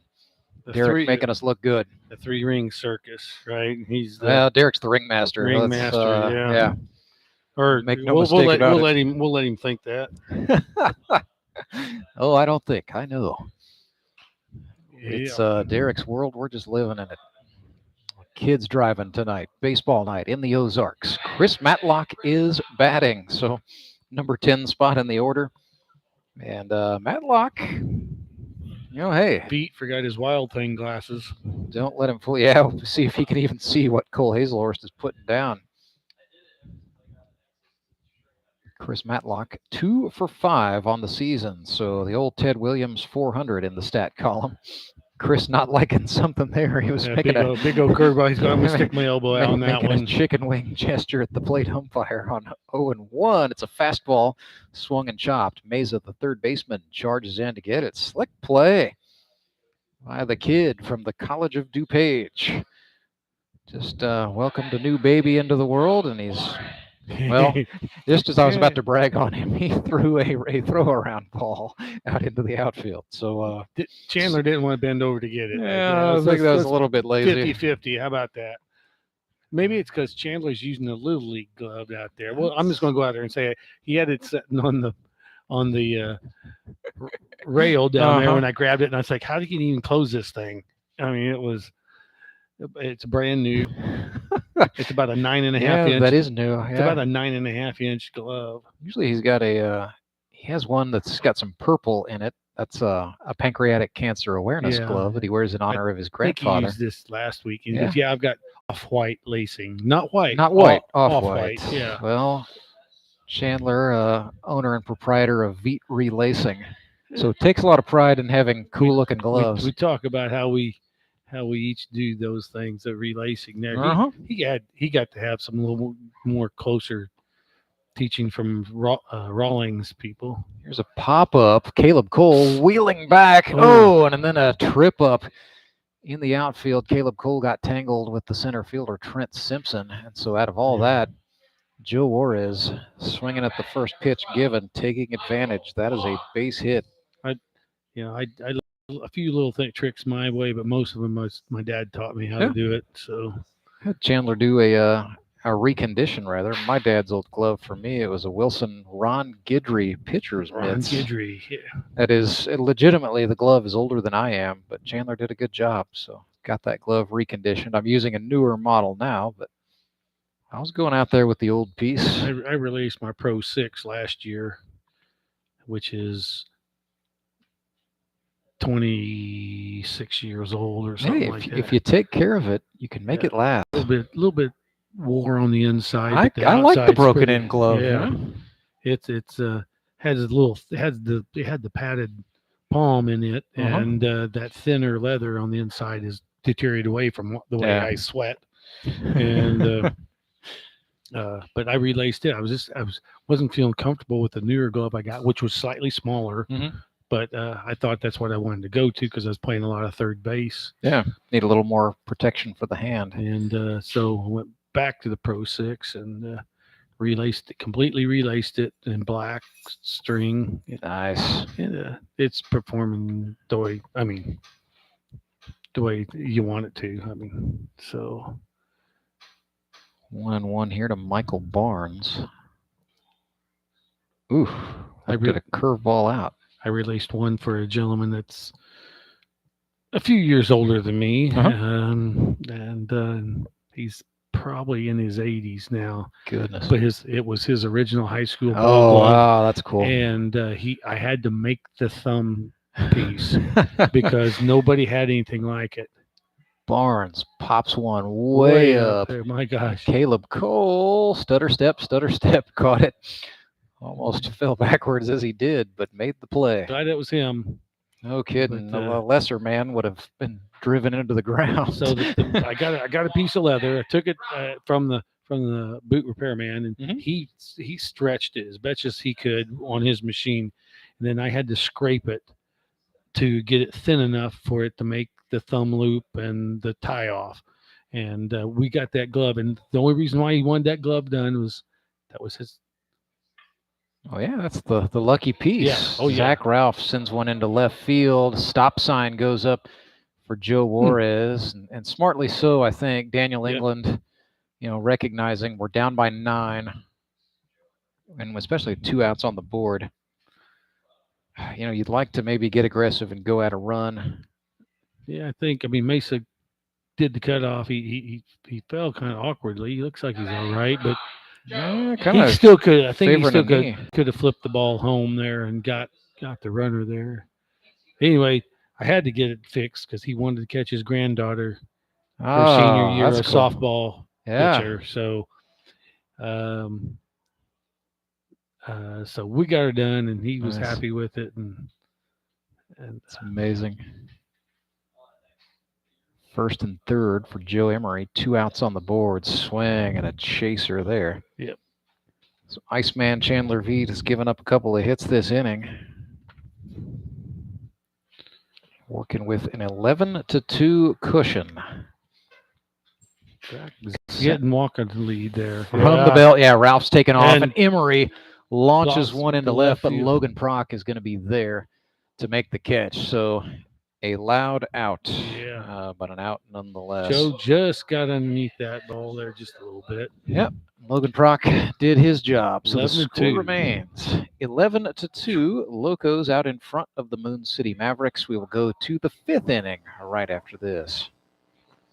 Now at Domino's, we're more than just hand-tossed pizza for $7.99. We're $7.99 gluten-free crust, $7.99 handmade pan crust, $7.99 Brooklyn-style crust, and $7.99 crunchy thin crust, too. Carry out 3-topping pizzas on any of Domino's 5 crusts for just $7.99 each. You love your truck, and Plaza Tire Service is here to help you make it even better. We've got wheels, leveling kits, and of course, the area's largest selection of light truck tires. With ATs and mud tires up to 35s and bigger, Plaza Tire Service has you covered. And we can help you select a great combination that will work with your truck. Take your truck from stock to spectacular with Plaza Tire Service. In Springfield on East Sunshine, West Sunshine, and South Campbell, and now open at 1007 Kenneth and Nixa. That's Plaza Tire Service.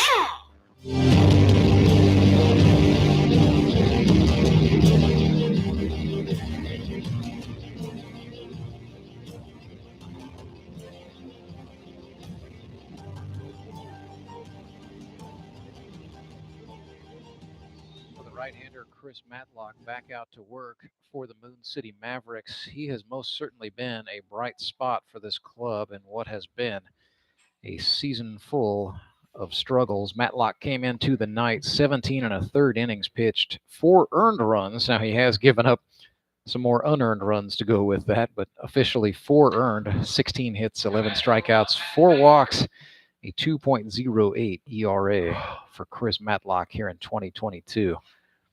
Matt Spangler bats here for the Locos, looked at a strike. Matlock took something off there, boy. And he's just so good at changing speeds. And, just when you think you figure something out, he finds a way to make the junk a little junkier. 0-1, launched into center field. Tough run, but a run worth making for Joe Emery to make the catch and the out. So 1 away. Going to bring up Chris Meza, who broke out of a slump with an RBI single back in the 2nd. Now hitting .500 since Olivia Meza arrived into the world earlier this week. Grounded out to short last time. Maybe she's in attendance there. That's why he's doing so well. I don't know. Let's see. I have not seen Marie or Olivia. Oh, he checked it, and then he grounded it into play. Matlock off the mound to get it. That's a really underrated part of Chris Matlock's game. He's a very good defensive pitcher. Yeah. Fielding balls into play, gets off the mound well.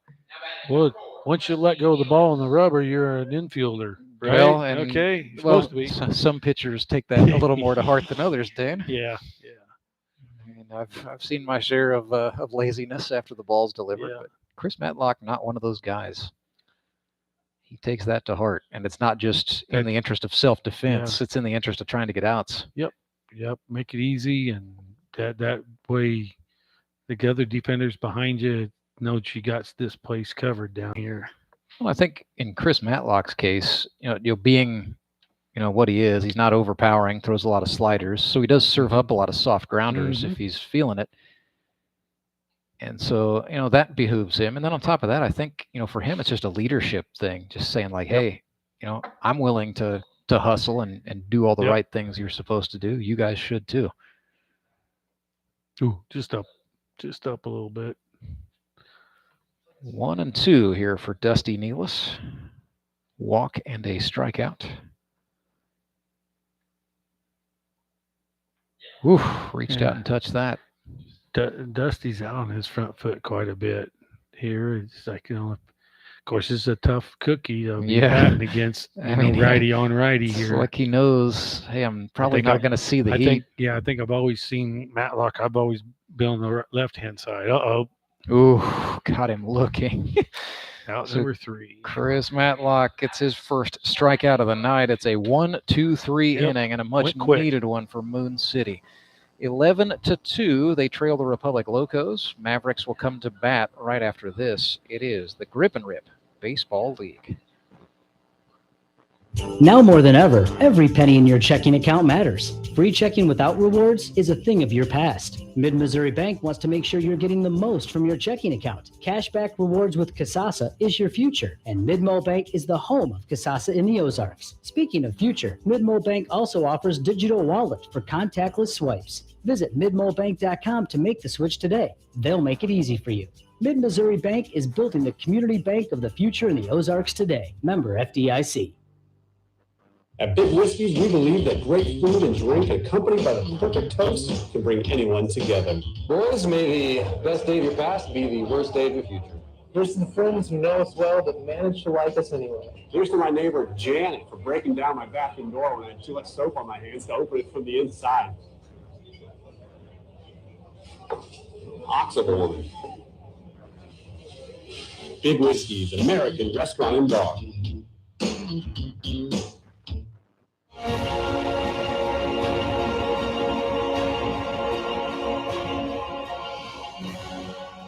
So back on the hill for the Republic Locos goes the Iceman. Chandler V, scheduled to face the Brady Welsh, Michael Easter, and TJ Orlandi here in the fifth. Oh, it wasn't a spectator. It's a photographer. That's who that was. That was the commissioner who was on the roof of the dugout. You're not supposed to be up there, Tony. Yeah, setting some examples here. Come on now, dude. 11-2. What he's going to say is it's for Instagram. Is that what that is for? Got to reach out to the kids on Instagram, Dan. No, I don't do Instagram. I mean, I have an account. I'm lucky. But, I'm lucky on Facebook. My Instagram game's pretty weak, to be honest with you. Veet works up and in to Brady Welsh, evens the count 1-1.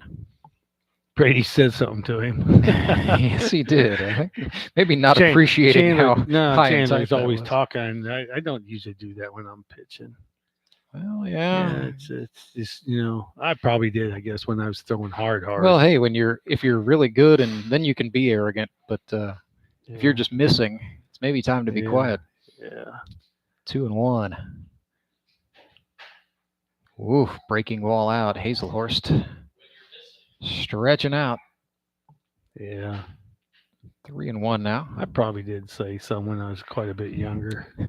So it depends on how much you like or don't like the opposing players involved. Fastball from Veet, missed up high.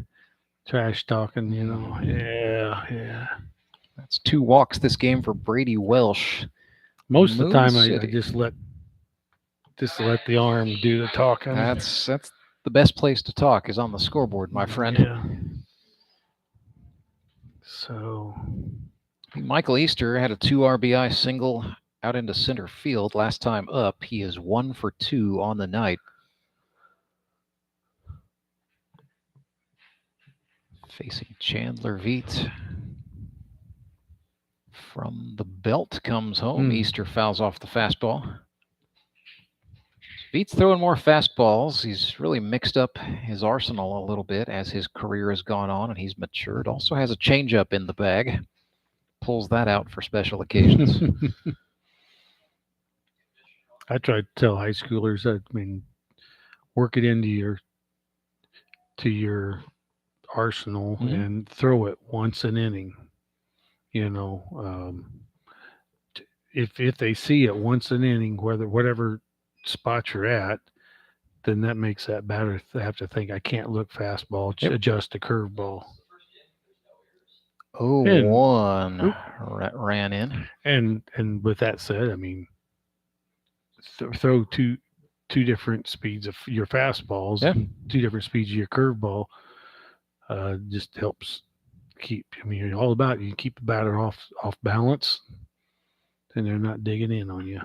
Easter rips one down the left field line. That is tailing, and the wind has finally died down a little bit. The American flag, just a little bit of billow to it. Tied up just a bit around the pole.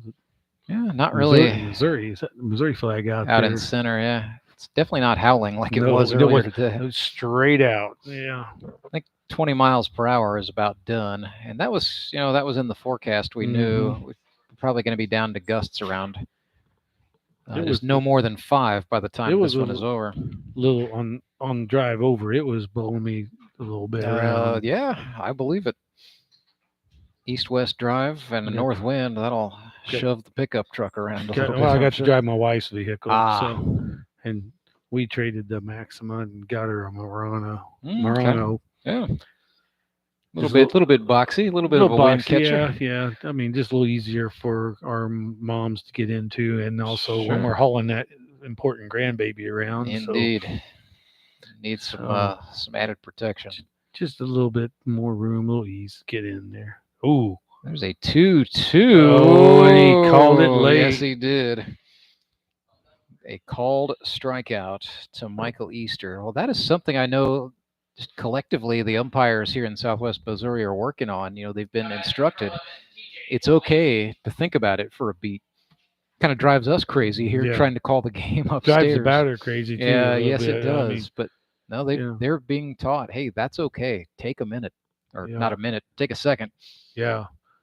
Feels like a minute sometimes. TJ Orlandi swung and missed at a tailing fastball. But yeah, I mean, be vocal with your strikes, your outs, your foul balls, and then just signal the others, and it helps.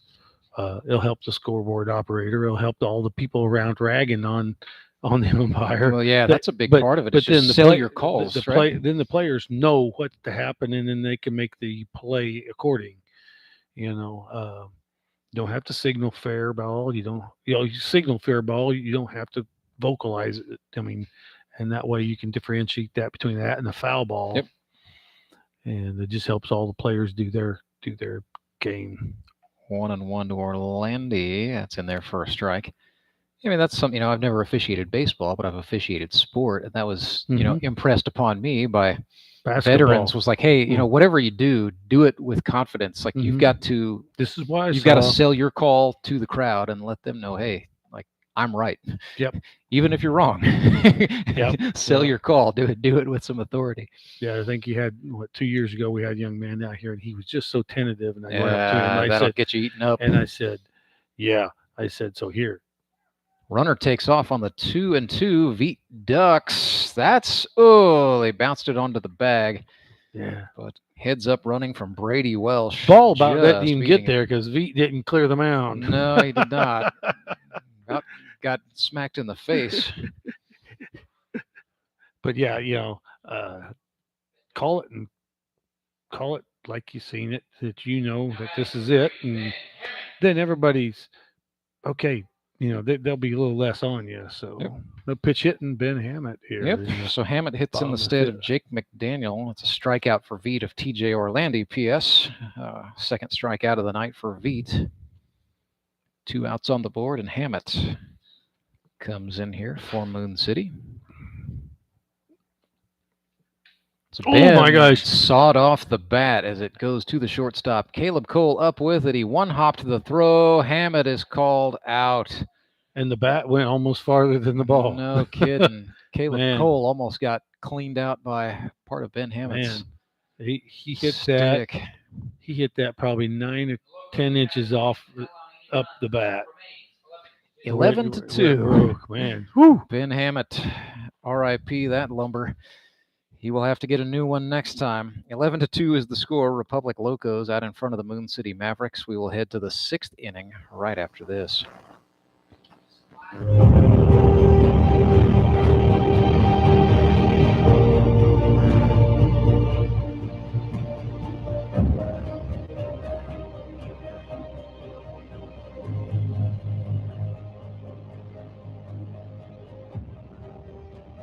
I need to change. My workouts are too. So I've got an amazing workout for you. Hot yoga. I've lost weight and I'm more flexible. Try our community classes for only $8. Sumit's Hot Yoga. You are going to feel awesome. Hi, I'm Carolyn Hawkins with Key Cornerstone Realty, here to help with all your real estate needs in the St. Louis area. Do you have a house you want to sell for top dollar? We can help. With over 15 years of experience, our negotiating skills and expertise can help buyers and sellers get under contract fast. Contact us at keycornerstonerealty.com or call us at 636-447-8661. And go Locos.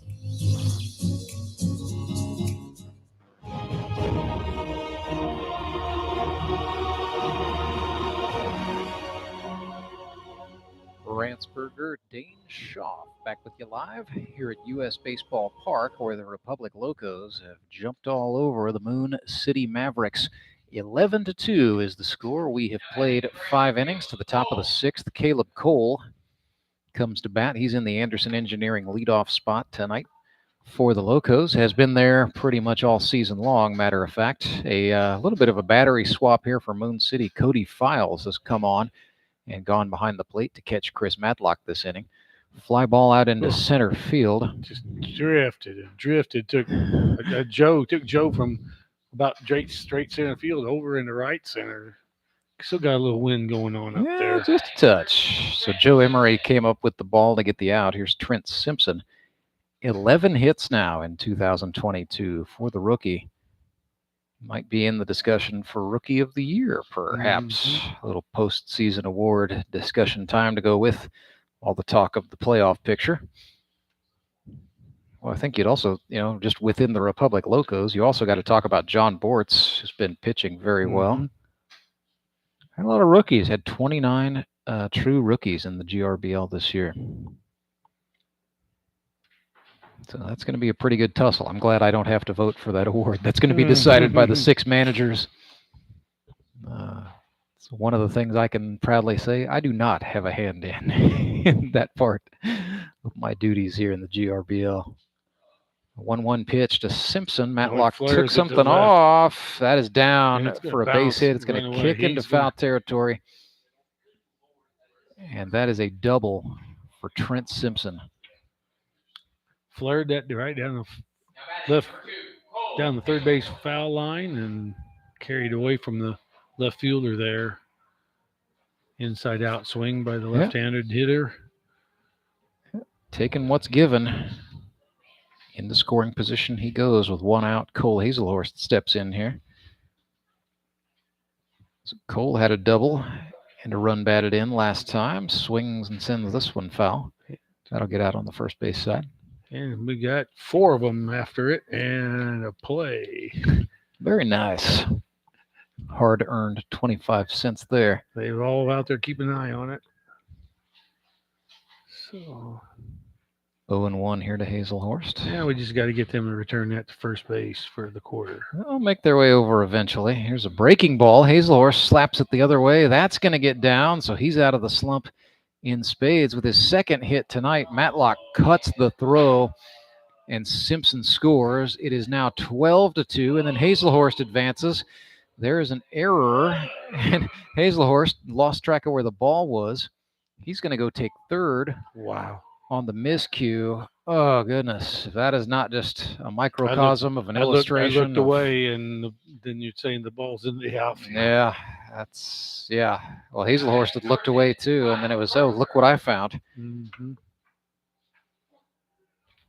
So we will go single and an RBI for Hazelhorst to at least start my description of that in the scorer's book.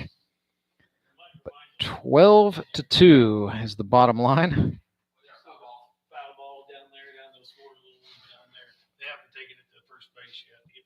Kyle Carpenter bats. Slaps one foul. Kyle 1 for 3 tonight. He's got an infield single and a run batted in.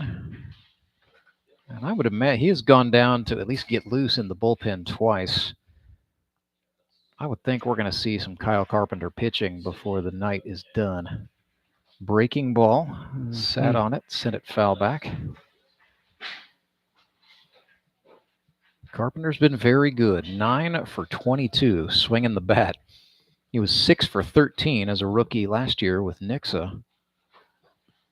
So 15 hits in his GRBL career. Chased big time right there. Down on strikes he goes. So Chris Matlock responding to a little bit of adversity with a strikeout. Second strikeout of the night for Chris, and it'll bring up Ethan Cole.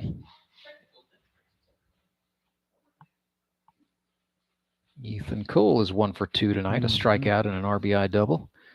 Sat on the breaking ball, but got under it a little bit, fouled off.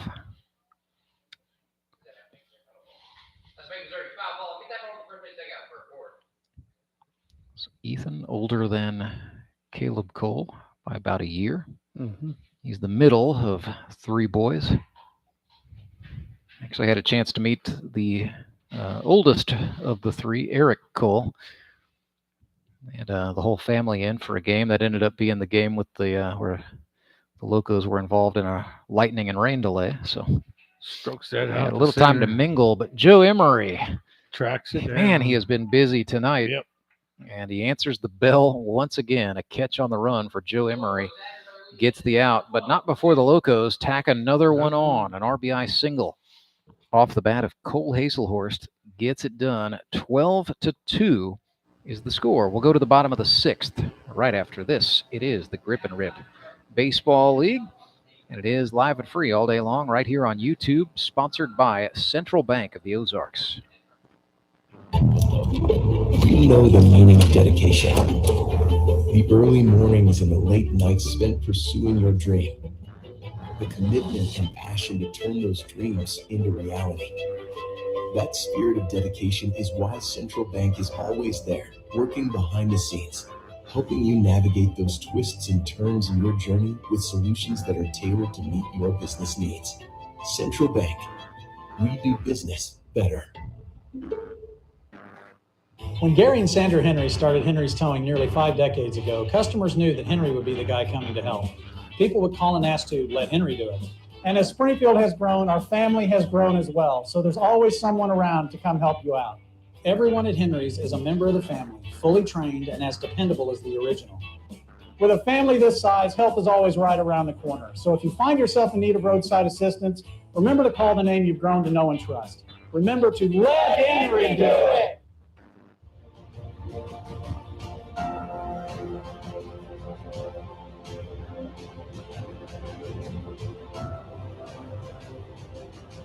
Chandler Veet back out to work. The real estate agent, Iceman Chandler Veet. Hopefully he's going to help me sell a house here before too long, I should say. You hear that, Chandler? Let's get to work, buddy. What do you mean? You got to expand? Yeah. So we've got to go a little bigger. Got to make room. Got to have room for all the memorabilia I've been collecting.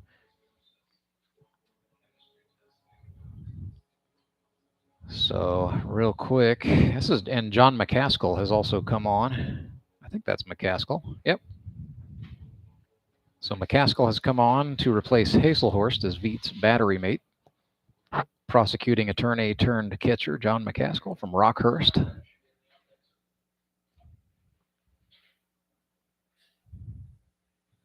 Veet's first pitch to Cody Files. Oh, I thought he took that off the hand as he swung. No, I think that was just an excuse me. Wow. For strike one, a foul ball back. Yeah. So here earlier in our game, I saw a couple of guys toss the ball to the umpire, and one was a bad throw. No. It reminded me that we had an umpire out in Arizona, a young man that was he was trying to make work their games to try to make it into minor league and on up. You could not toss him the ball. You had to hand it to him. So again, you were as I told the younger catcher that started working with. You got to be friends with that umpire back there. You got to be politically correct. Absolutely, that helps. Play some of that games, and then you'll get some calls. I said, I'll give you the hints here, but don't. I want to start off on the right foot at least. Cody Files swings and fouls one back. I told him, I said, my number one rule on some of these things, there's several little bitty number one rules you want to think about it. One of these is don't frame every pitch. Right. Frame the one that you need. And you'll be better you'll have a better discussion with him next Sure. time. So yeah, maybe don't need to frame a 2-1 if yeah, the score's exactly. not very close. 2-2 here. Chandler Veet pitching to Cody Files from Jonesboro, Arkansas. Oof, wore that one. On the back, Cody Files takes the free pass the hard way. Chris Matlock bats now. He has fallen to 2 for 6 on the season. It was the most Chris has ever batted in a campaign. Yeah, yeah. I mean, hey, Daniel England has said, I'm going to keep sending him up there. He swings pretty good. I mean, Yeah. what a pretty big dude up there. And Yep. if he grabs hold of it, look out. Force equals mass times acceleration, right? Yeah. But I think on top of that too, the Mavericks are 0-5. They're down 10 runs here, in danger of going 0-6. Dan England's thing is, I want guys who have some resolve. I want somebody who's going to go up there and battle. I don't care if they're out of position a little bit or, that little bit of fish out of water feeling. Going to send the guys who act like they care. Swing and a miss there for Matlock. Nice block by McCaskill to keep it in front. So 0-2 here. Mavericks just looking for anything, any kind of answer, something positive on the night where positivity has been hard to come by. 0-2 from Veed is a fastball, and Matlock lifts a gapper. There. That is going to one Go hop, to the hall. 2 hop to the wall. Keep sending. Yes, Cody Files gets the go around. Locos make strong a nice throw, right. relay. Yeah, Caleb Cole just brought his catcher McCaskill a couple steps off the plate, but Files did his job coming in to score. So there's an RBI double off the bat of Chris Matlock, and that is why he is in the lineup. Again, there's big guy at the plate with leverage, and he got that one. That was a beautiful piece of hitting.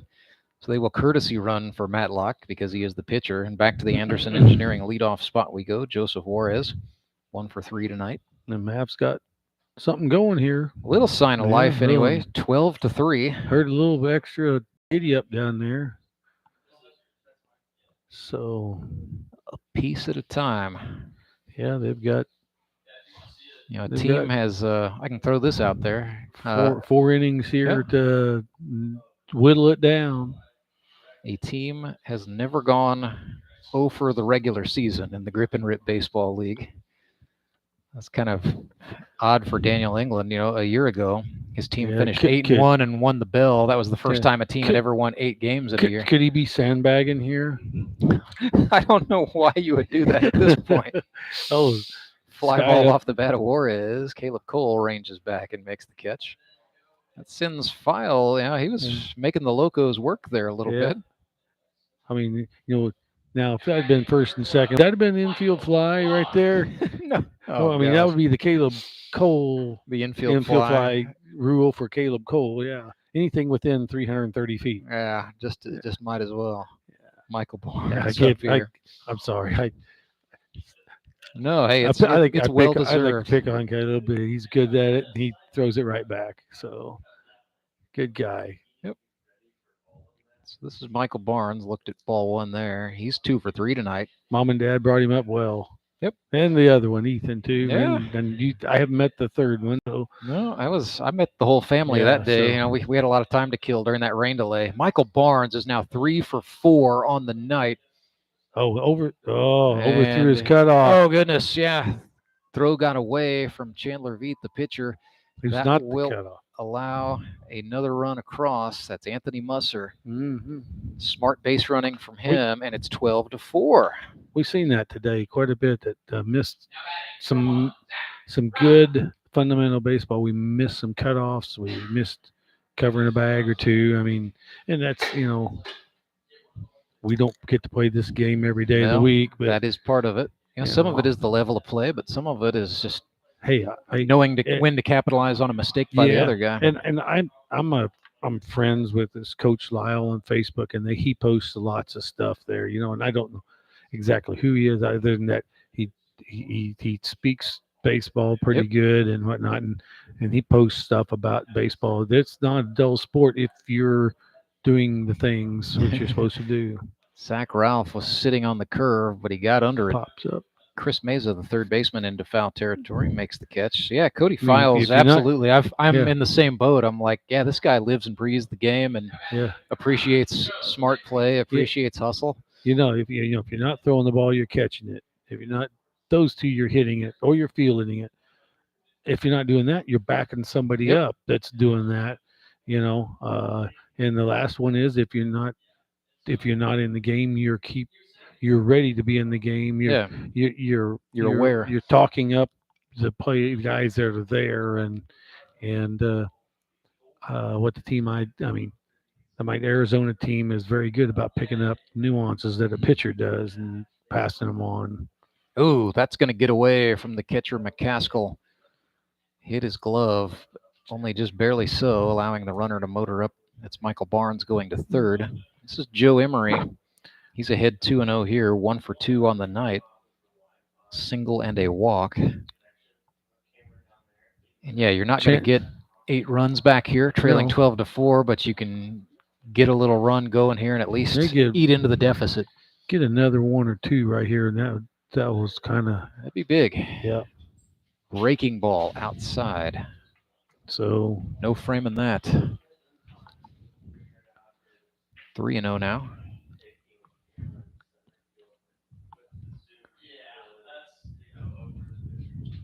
Fastball from Chandler Veet. That is a steer-eye thrown. It's an important pitch for him in the life of this inning. Yeah, he looked a little more comfortable there on that throw. The one he sailed on was just he was looking at himself a little out of sync or something there.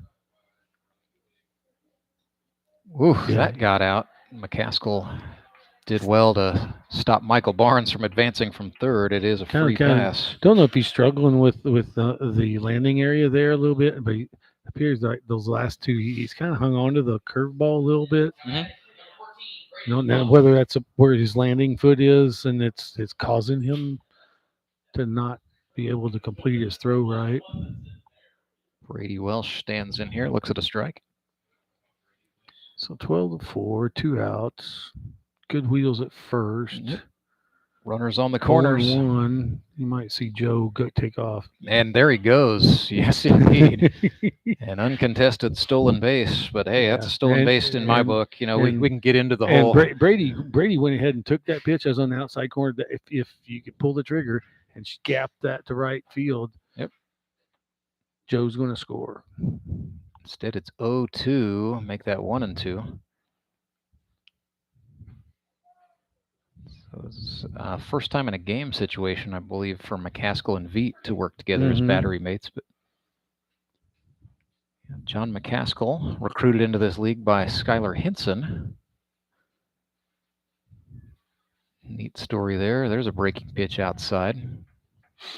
So yeah, McCaskill knew Hinson played baseball in a league out here. And they actually live by each other. They're neighbors.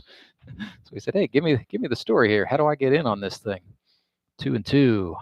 Fastball, swing and a miss. And John McCaskill hangs on. Swung through that one, and Brady's going. Doggone it. Yeah, he's going to think about that one for a while. Yeah. So 12-4. Mavericks get 2 runs back, so they still trail by 8. We are back to bring you the 7th inning. Right after this, it is the Grip and Rip Baseball League. Support local, give local. We hear it all the time, and when it comes to blood donation, there's an easy way to make sure your gift is being used in your community. Donors with Community Blood Center of the Ozarks provide every drop of blood, platelets, and convalescent plasma to patients in over 40 area hospitals. How do I know why that's important? Because my youngest daughter, Jocelina, is alive today thanks to local blood donors. Find out how you can help at cbco.org. Local donors, local patients. That's the Community Blood Center of the Ozarks difference. See Plaza Tire Service for the right tire at the right price right now. Plaza Tire Service is the area's biggest selection of in-stock tires at the lowest price with outstanding service, including our 4 tires, 1 hour guarantee. Plus, we make the purchase easy on the budget with a Plaza Tire Service card or no credit needed financing options. Plaza Tire Service is in Springfield on East Sunshine, West Sunshine, and South Campbell, and on Kenneth and Nixa. For the right tire at the right price right now, come see us at Plaza Tire Service.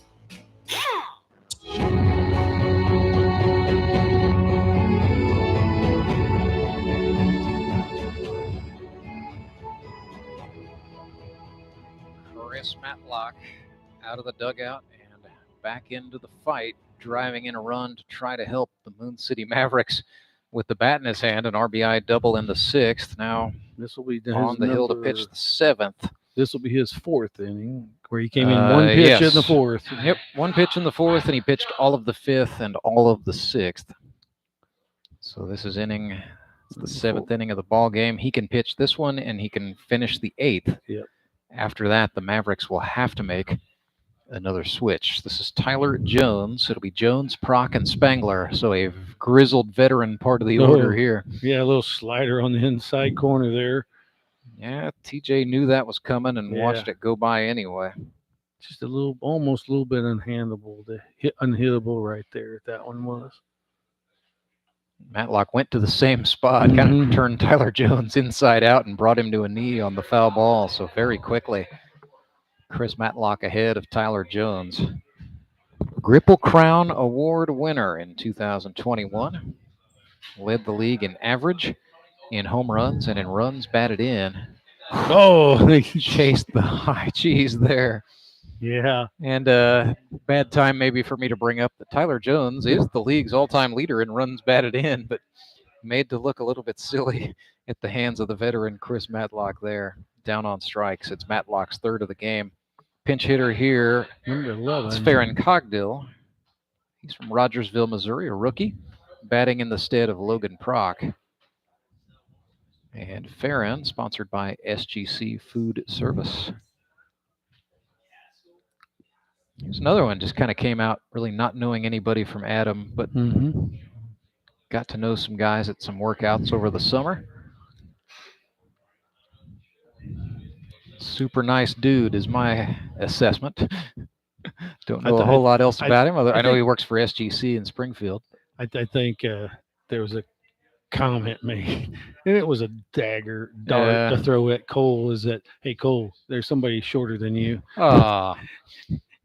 So yeah, I don't remember. I don't know about that. Cogdill might actually be taller than Cole as he goes down on strikes. Let's not sell Farron Cogdill out just yet. Yeah. So here's John McCaskill. I think he made a thing or two a practice up.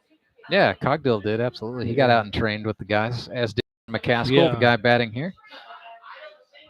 McCaskill. A assistant prosecuting attorney. He's from Springfield, went to Springfield Catholic High, went to Rockhurst, played baseball for a year, and then said, hey, you know what? I'm going to law school. Yeah, I was going to say. I really need to concentrate on academics. I was going to say McCaskill is either from the Nevada area or from the Carthage area name. There are a few of them, of course. Yeah. Former U.S. Senator Claire McCaskill. Yeah. Got the name out there, but John is from Springfield. Yeah. Looked at a slider for a strike. So Chris Matlock there, very subtly, or not so subtly, dealing strikes out the side. 12-4 is the score. Republic Locos out in front, and it is stretch time here in the Grip and Rip Baseball League. The 7th inning stretch, as always, brought to you by Sumit's Hot Yoga. Because at Sumit's Hot Yoga, you are going to feel awesome. I need to change. My workouts are too boring. Oh, I've got an amazing workout for you. Hot yoga. I've lost weight and I'm more flexible. Try our community classes for only $8. Sumit's Hot Yoga. You are going to feel awesome. When Gary and Sandra Henry started Henry's Towing nearly 5 decades ago, customers knew that Henry would be the guy coming to help. People would call and ask to let Henry do it. And as Springfield has grown, our family has grown as well. So there's always someone around to come help you out. Everyone at Henry's is a member of the family, fully trained and as dependable as the original. With a family this size, help is always right around the corner. So if you find yourself in need of roadside assistance, remember to call the name you've grown to know and trust. Remember to let Henry do it.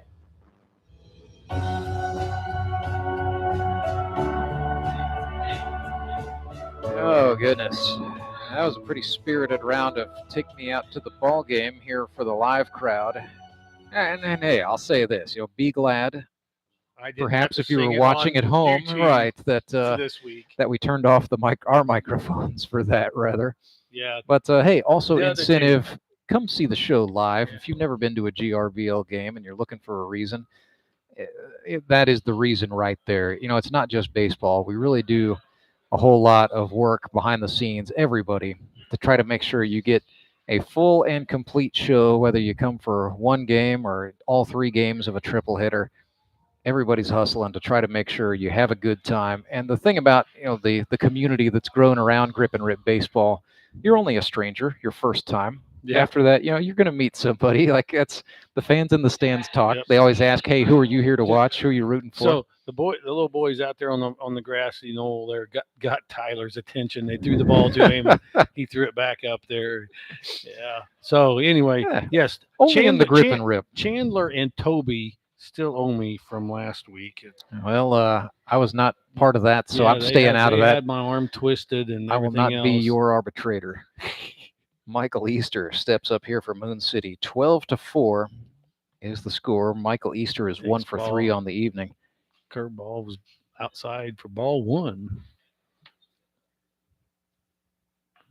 Easter swings and lifts one. Oh, it's in between. To the danger zone and right. Ethan Cole did a nice job of calling off the second baseman there and making the catch. That's Dusty Nealis, who has come on to play. That's what you need to do. That's what you need to do there is outfielder come in, call them off, and then they know when to pull up and let you have it. Well, it's easier to catch a ball running toward it rather than drifting backpedaling with the wind, especially with the wind. Feet. Oh my goodness. He hung on to that one again. I'm not sure if that looked like he did come down awkwardly because he did about a half spin on landing. Yeah. I don't know if he meant to do that or if that was out of frustration. He's got to go change those gold cleats is what he's got to do. That's got to be it. It's too flashy. Yeah. So 1-0. Yeah, maybe too much grip. 1-0 to Orlando is up and out of the zone. And we say this because he listens to all of these broadcasts afterwards. I would just like to leave some little Easter eggs for him to find a little later. I just call them darts. That's 2-0 fastball. Orlando pushes one up. This is going to stay on the infield, and Dusty Nealis will run in and make the catch there. Little jabs, little darts. Yeah. You only do that to your friends, of course. Yeah. Or people on Facebook. Oh, well, yeah, they're your friends, right? It's again, friends book. Yeah, sorry. I'm not going to be your arbitrator. So here's I've only gotten into 1 or 2 discussions, and then the people. I guess I have to always write sarcasm after it, you know. So this is dry slap humor. Moon City's out of order here. This is friends, Files. Locos are not going to call. Yeah, it should be Hammett and then Files. They have Files and then Hammett. So, yeah. I think Chris Meza, the managers may not even know. England and Meza are down there talking to each other. What's the assistant coach? Chad Link. Chad, he's writing something on, like he's got a score pad there. Well, if they would bring it to the attention of the umpire. Well, let's see. If it should be an out, but I mean, we'll see what happens. So, yeah, Mavericks have transposed a couple of batters here. We had some situations with injury in our game that some things had to be done. But this is 2 healthy bodies. As Files grounds one up the middle, and it gets through. So the shenanigans go the way of the Mavericks. Base hit for Cody Files up the gut. In between hop there. That was a tough play by Caleb. So now Ben Hammett bats. And nobody is in the on-deck circle for the Moon City. It should be Chris Matlock. They could re-enter Gabe Rendelman, I guess. But 2 outs on the board. Taking a few extra swings in the there he is. Bullpen down there. Here comes the big guy. In the tunnel. Just finding his favorite helmet, I'm sure. More pressing matters. 1-0 to Hammett. He's finding that doubles bat is what he's finding. Why not? Fastball swung on. That's going to stay on the infield. Nealis makes the catch and gets the out. So, a little bit frustrating if you're a scorer, but exceptionally frustrating if you're a Maverick. 12-4, they trail the Republic Locos. We have played 7, back with the 8th right after this. Acme Towing Company, that's too far away. Let Henry's do it. Nah, we're ready to close. Let Henry's do it. Henry's is ready to take your call right now. From compacts to semis, Henry is here to help 24/7. Save yourself the hassle and make us your first call. Henry's gets there fast, offering multiple locations to serve the Ozarks. When you're stuck on the side of the road, make the right call. Let Henry do it. Redline Athletics is the Ozarks' #1 youth sports performance training center. Redline uses the latest in technology, equipment, and techniques to help kids ages 8 to 18 prepare for competition in all sports, with our #1 goal to make them a better athlete first. Redline Athletics now offers team training. Bring your full squad in for workouts with our professional staff and boost their speed, strength, agility, and skills. Train like a pro at Redline Athletics, located in Southeast Springfield, just off James River Freeway in South Glenstone.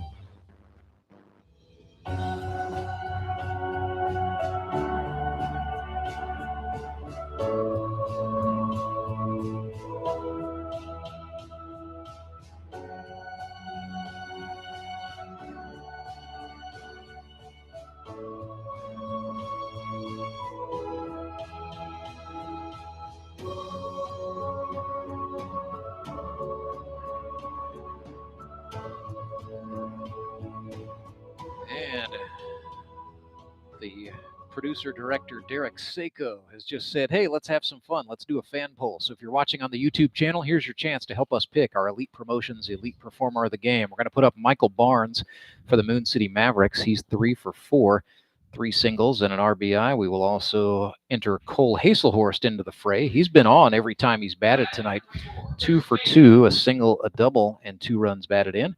Or you can vote for Trent Simpson. Trent on the evening is 3 for 4, a single, a double, and a 3 RBI triple back in the second, and 1 fly out to center field, really the only blemish on his night. So Trent Simpson, Cole Hazelhorst, or Michael Barnes. Just as soon as Derek gets that poll hot in the YouTube chat, you can cast your vote and help us pick our Elite Promotions Elite Performer of the game. Chris Matlock fires a slider to Chris Mesa that is swung on, fouled back to make it 0-2.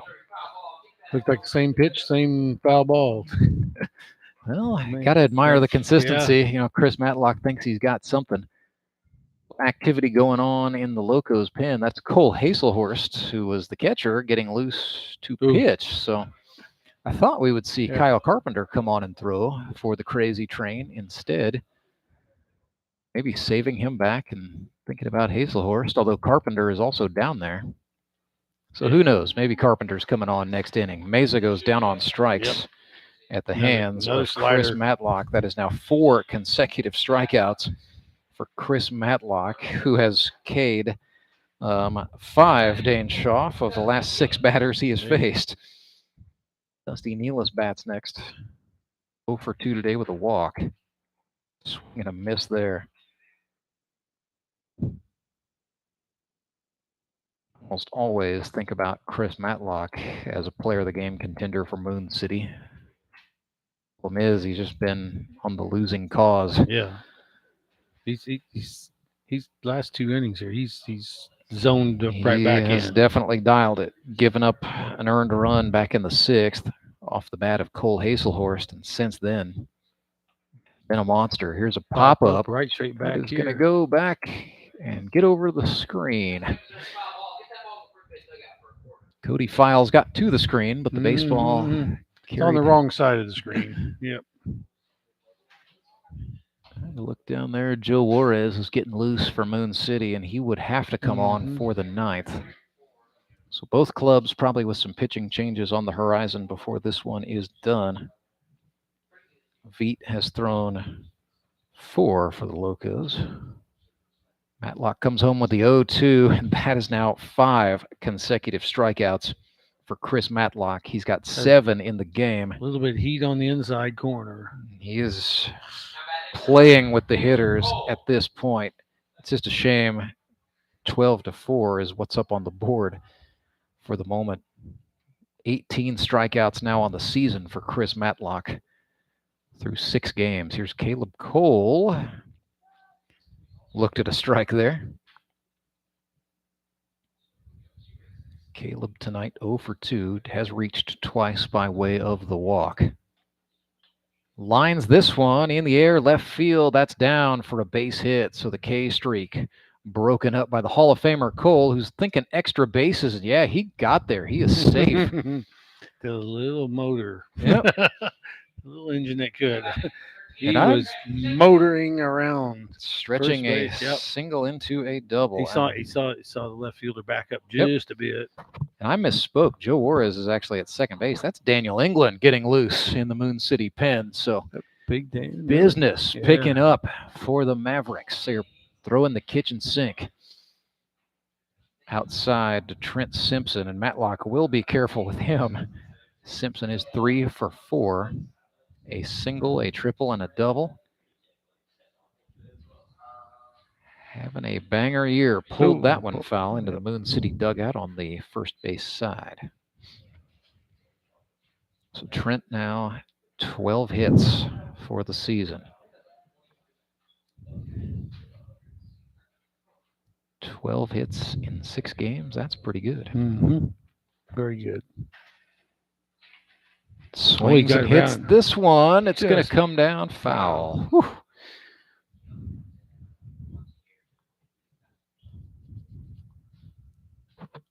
12 for 23. That's pretty impressive. And that was clear in the batter's box, pitch he hit right there. 1-2, and Matlock set him up outside. Yeah, good thinking. Seeing him, I think maybe if you just framed that pitch just a little bit better, he might have got that called. But is it Friends that's catching right now? Files. 2-2, swing and a miss.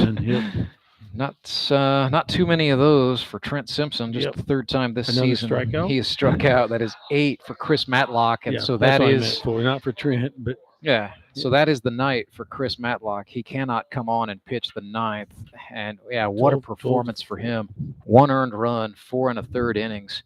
Gave up 3 hits and struck out 8 batters. Moon City is looking for fight. Chris Matlock, one guy who still has the fire in the belly in spite of all the setbacks these Mavericks have faced. We'll go to the bottom of the 8th right after this. It's the Grip and Rip Baseball League. Yeah, Grandma. Getting a word in edgewise with Grandma isn't always easy. Depositing her birthday check from your phone, on the other hand, Of course I deposited the check. surprisingly easy. It's in there. Yeah. Mobile check deposit with the Great Southern mobile app. Easy. Download the app today. Do you want to do more? Are you feeling called to help? Some will just hang on. Others will raise their hand to truly help. Phoenix Home Care is looking for raised hands. Phoenix Home Care and Hospice needs help. Phoenix Home Care is hiring immediately for caregivers who want to help people live life with dignity in their own homes. Take this time of crisis to seize an opportunity. Go to phoenixhomehc.com and click on the Careers tab. Be different. Make a difference. Choose Phoenix. Phoenix Home Care and Hospice. I choose Phoenix.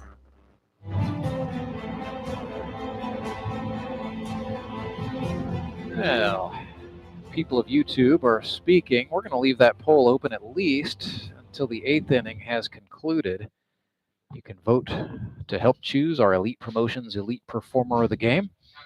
Dane has a say. I have a little bit of a say, and we're letting the fans have a say. You can vote for Cole Hazelhorse, Trent Simpson, or Michael Barnes. Chris Matlock steps in here against Chandler Veet, who has pitched 4 innings, out to work for a 5th. Matlock runs that just foul inside the third base, outside the third base line, and ball carried all the way down to the wall in left field. So I like that. I can help suggest, and then everybody else can vote it in. So that's all right. I have not disclosed, what exactly the mathematical formula is there. But during fire prevention, we do that with a coloring contest for kindergarten, first and second graders. Very nice. So the firefighters get a vote? So the firefighters help narrow it down, and then we have other persons in the city. Ooh, impartial judging. There's city personnel come over, and then anybody around the square that's business, they're walking or coming, we invite them in, come in and vote, and pick number one and of each class, and then they get foul. They get a ride to school from In a the donut fire shop truck? in a fire truck there. with Lights and sirens? No, lights and Ah. sirens, but they get to ride in the truck. That's still pretty cool. So yeah. 1 and 2 here to Chris Matlock. Oof. He Feet tried to bent one inside. And these guys are friends too. So if they're not talking right now, they'll be talking about this later. Of course, Matlock will bring up the RBI double he smacked back in the sixth Let's see inning. if Matlock hits it right back up the middle though. Here's a 2-2 curveball. Oh, stuck his elbow out. No. Oh, and then he said no. The hand gesture there. 3 and 2 now. We're full up. Oh, goodness. Fastball. The fight is on. Yeah, you got to go heat. Yep. And he went high. Matlock takes the walk. Chris has just a bit of a dry humor. Oh, I don't know him very dry I don't humor. know him as well as I know others, but just a little bit of talk here and there. It's like, I bet he could just straight face you. Well, so I know when these two teams met the first time, it was a game that had a 1 hour, 15-minute delay in it because of lightning. And there were some baseballs being passed back and forth, or thrown back and forth, I should say, with messages written on them during the rain delay. And Chris Matlock, one of the key instigators. Also understand the Locos won a little best of 7 at tic-tac-toe. So that ended up being a Republic win, of course. Once we got back going again. There's a throw over to keep Matlock close, but had Tyler been looking earlier? Yep, they're going to check throw him again, the game within the game. Yeah. 12-4 is the score. Locos out in front. Mavericks just, again, they need to tack on at least a couple here to have a puncher's chance in the 9th. Joe Juarez is the batter. 1 for 4 on the night. Matlock's going to run, and then the ball got away from the catcher, John McCaskill.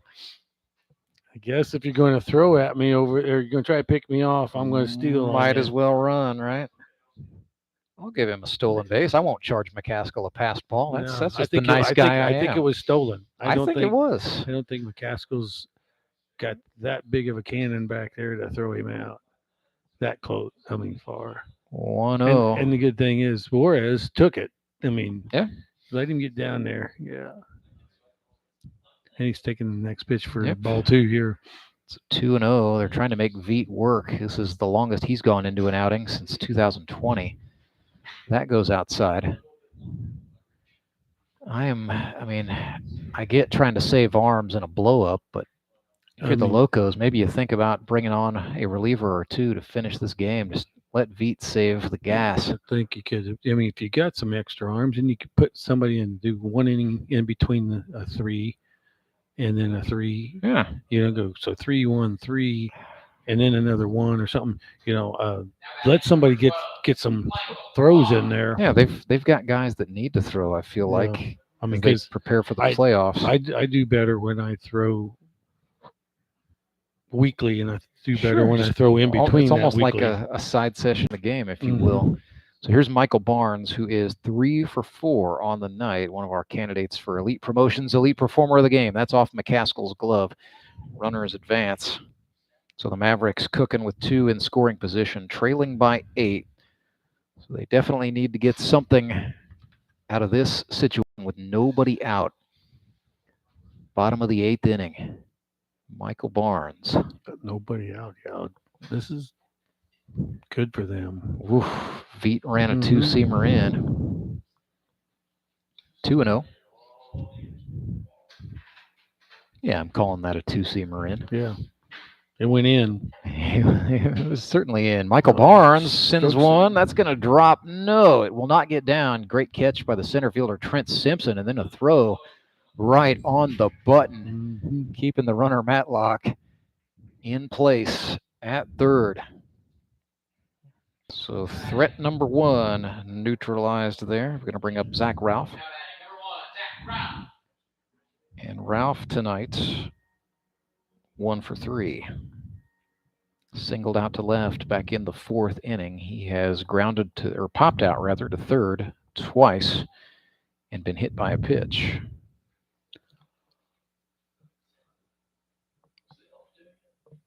Breaking ball dips in for a strike.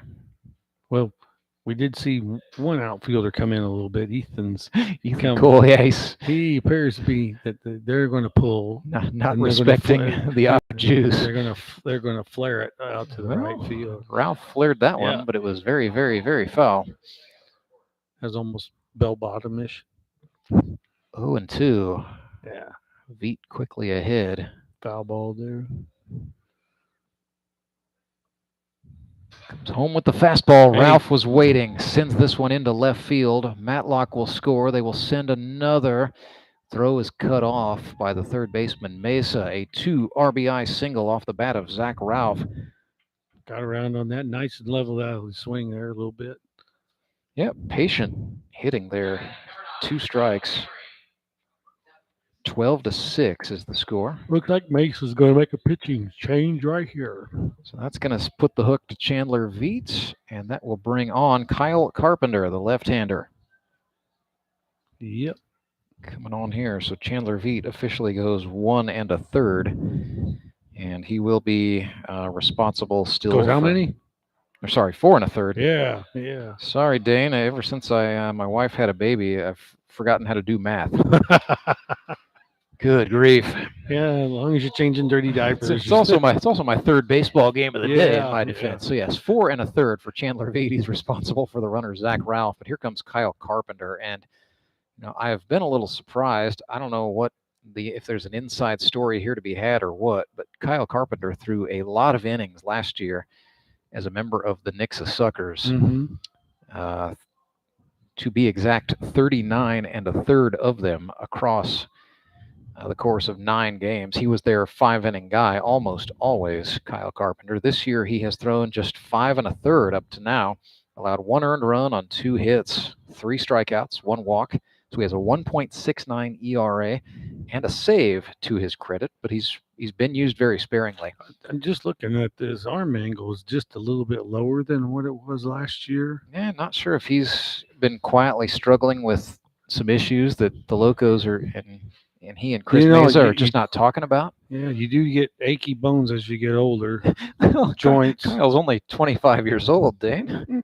He was a pitcher at John Wood Community College at the JUCO level. That's in Quincy, Illinois. As the runner Ralph takes off, throw down to second, will not get him. It's a stolen base for Zach Ralph. So into scoring position he goes.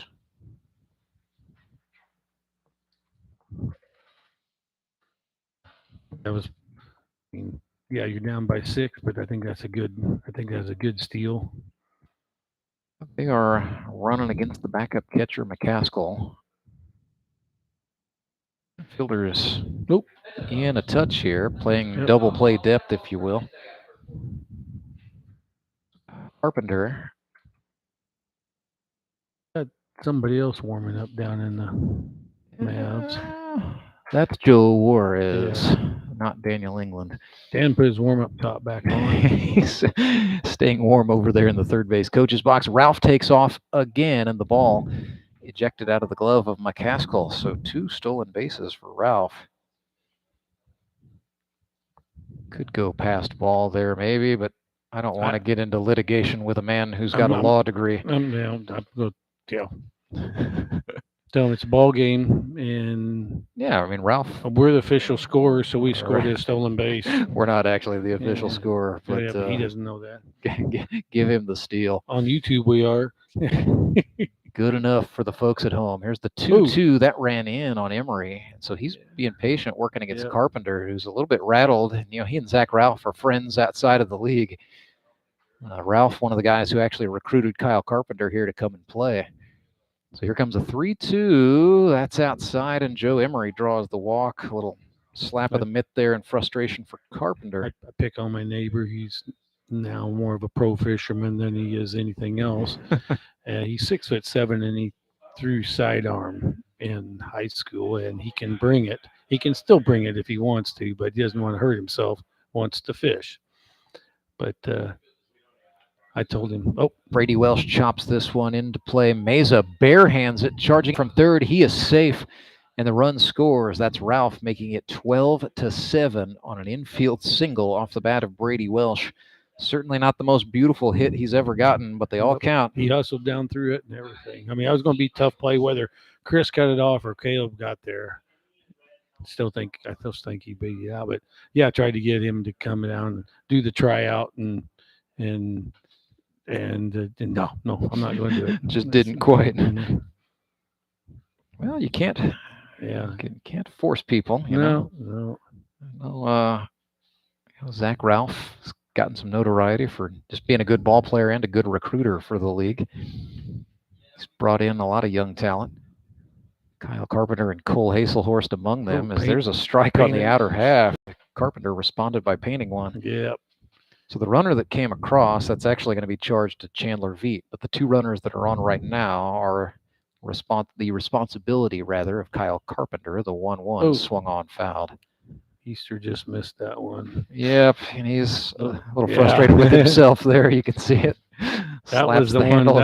That was the one. Yes, it was. Yak on. Yeah. Which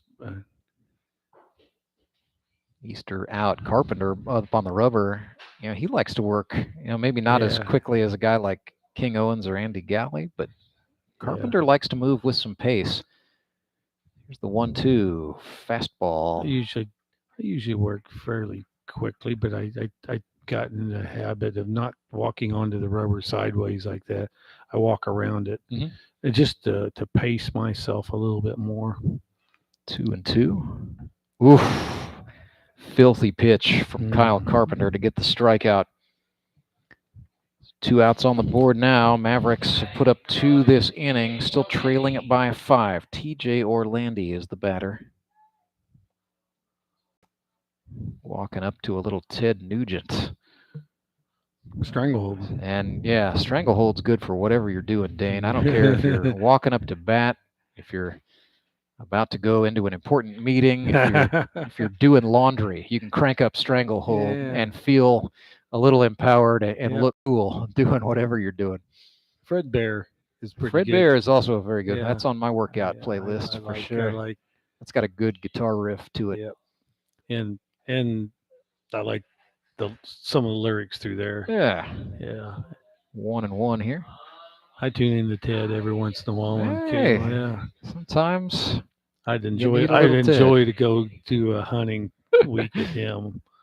Swing and a miss there, Orlandi. Foul top. Nope. 1-2. Yep.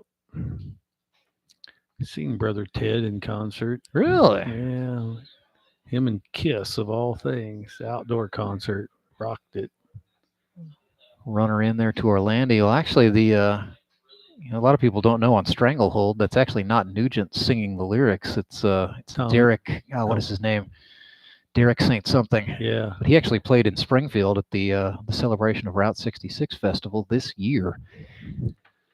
And he was one of the headlining acts. Yeah, I mean, and then some of the songs there, I mean, when they morphed over into Damn Yankees, boy, it was just with Tommy Shaw. Mm-hmm. Yeah. Had some good riffs through there with 3 or 4 top-notch guitar players going on that. 3-2. Payoff pitch. Orlandi swings and misses. Yeah, so, I went to, I'm like you, Dane. I went to a high school where the mascot was the Tigers, and we had a PA announcer who liked to crank Cat Scratch Fever quite a bit. Felt like it was thematic. Yeah. Oh, yeah. Yeah. You had to be careful to avoid certain verses, being where we were at in Oklahoma, but they would let it riff once in a while. Yeah, you'd have to do the radio approved one. 3-2, swinging a foul ball back. Right on it.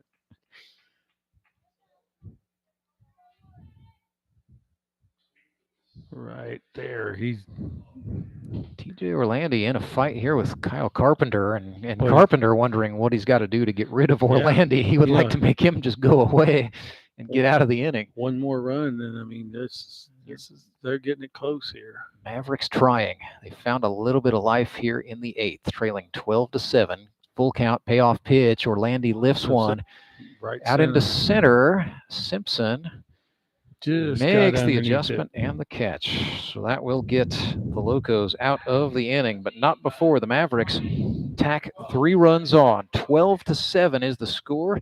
Dane and I will go to the 9th right after this. It is the Grip and Rip Baseball League, and it's live and free all night long on YouTube. Make sure you're liking, sharing, and subscribing. When Gary and Sandra Henry started Henry's Towing nearly 5 decades ago, customers knew that Henry would be the guy coming to help. People would call and ask to let Henry do it. And as Springfield has grown, our family has grown as well. So there's always someone around to come help you out. Everyone at Henry's is a member of the family, fully trained and as dependable as the original. With a family this size, help is always right around the corner. So if you find yourself in need of roadside assistance, remember to call the name you've grown to know and trust. Remember to let Henry do it. Now at Domino's, we're more than just hand-tossed pizza for $7.99. We're $7.99 gluten-free crust, $7.99 handmade pan crust, $7.99 Brooklyn-style crust, and $7.99 crunchy thin crust, too. Carry out 3-topping pizzas on any of Domino's 5 crusts for just $7.99 each.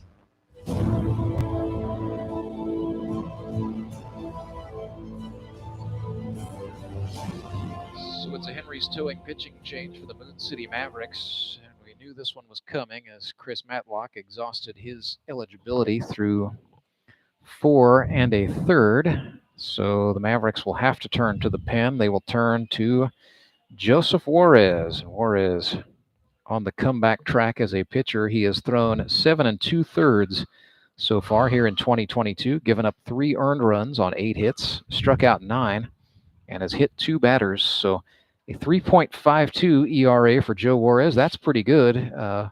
He's also been tagged with 2 losses, so 0-2 his win-loss record. But wins and losses here in the Grip and Rip for pitchers, that's not quite as overlooked as it is maybe in Major League Baseball these days, but it's not exactly the first stat you go to. Not like the bad old days when a pitcher's win-loss record was everything. Yep. So Joe, for his career, had pitched 34 2/3 coming into this season, so he's crossed the 40-inning mark. That was very good for the Branson Showmen back in 2020. That was really the last time he got some significant work. Hazelhorse up the plate now and is taking 2 balls and no strike, excuse me. So Juarez, pretty standard fastball slider.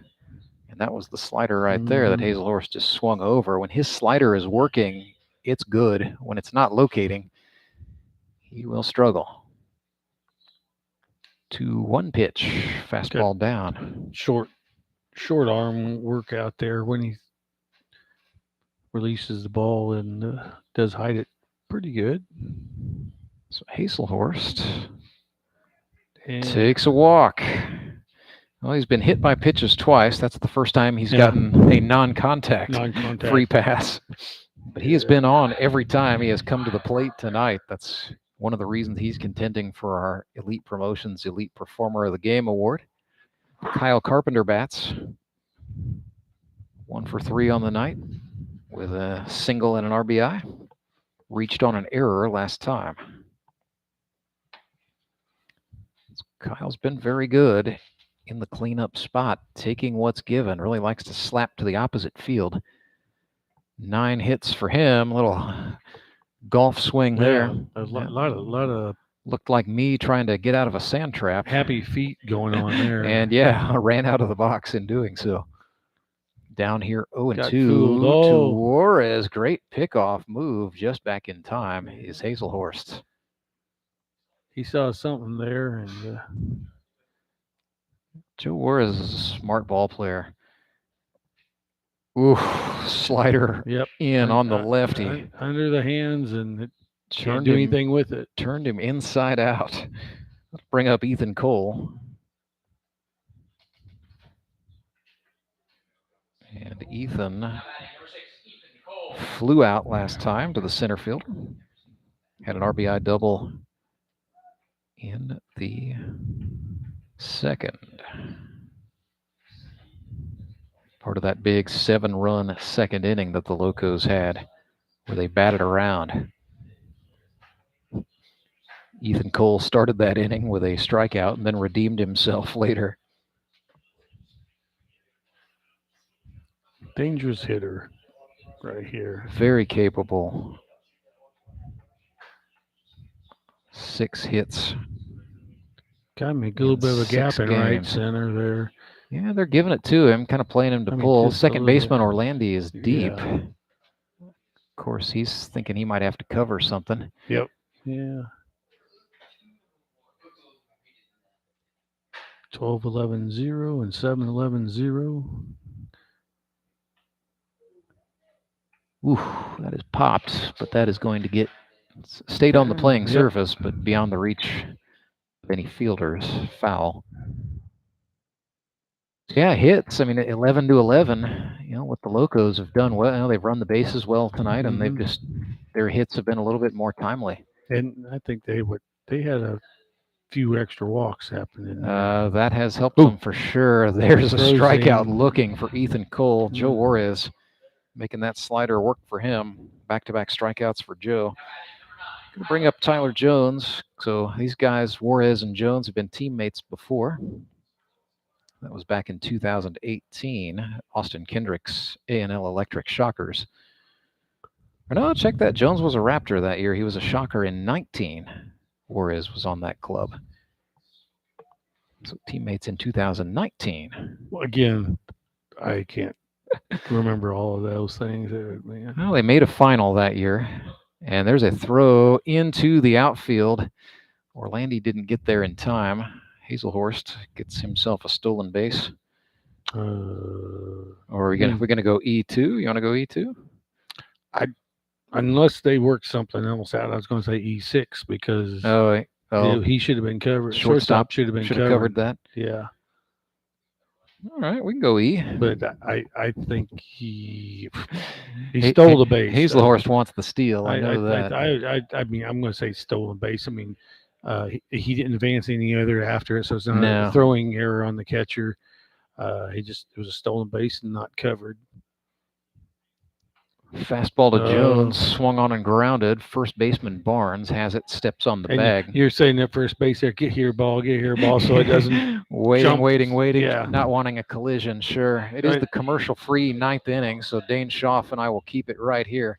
Last chance for the Republic Locos for the Moon City Mavericks trailing the Republic Locos 12-7. And I don't mean to pick on Brady there, at shortstop. No. It just okay, that's normally what you do unless you've got a definite opposite field hitter. And on that, I just think he probably was going to let them go there no matter what. There's 2 outs. Yeah, and that could have been one of those things where just the communication, one guy assumed something and the assumption was incorrect. Yeah. And, Joe Juarez was the pitcher there. Had been playing second base throughout the game. So you got Orlandi coming on to play second, and it's maybe just a case where either he or Welsh or somebody on the infield has got to take the initiative and say, hey, what do we do here? I mean, with that situation there, I'm not playing Tyler to slap right there. Yeah.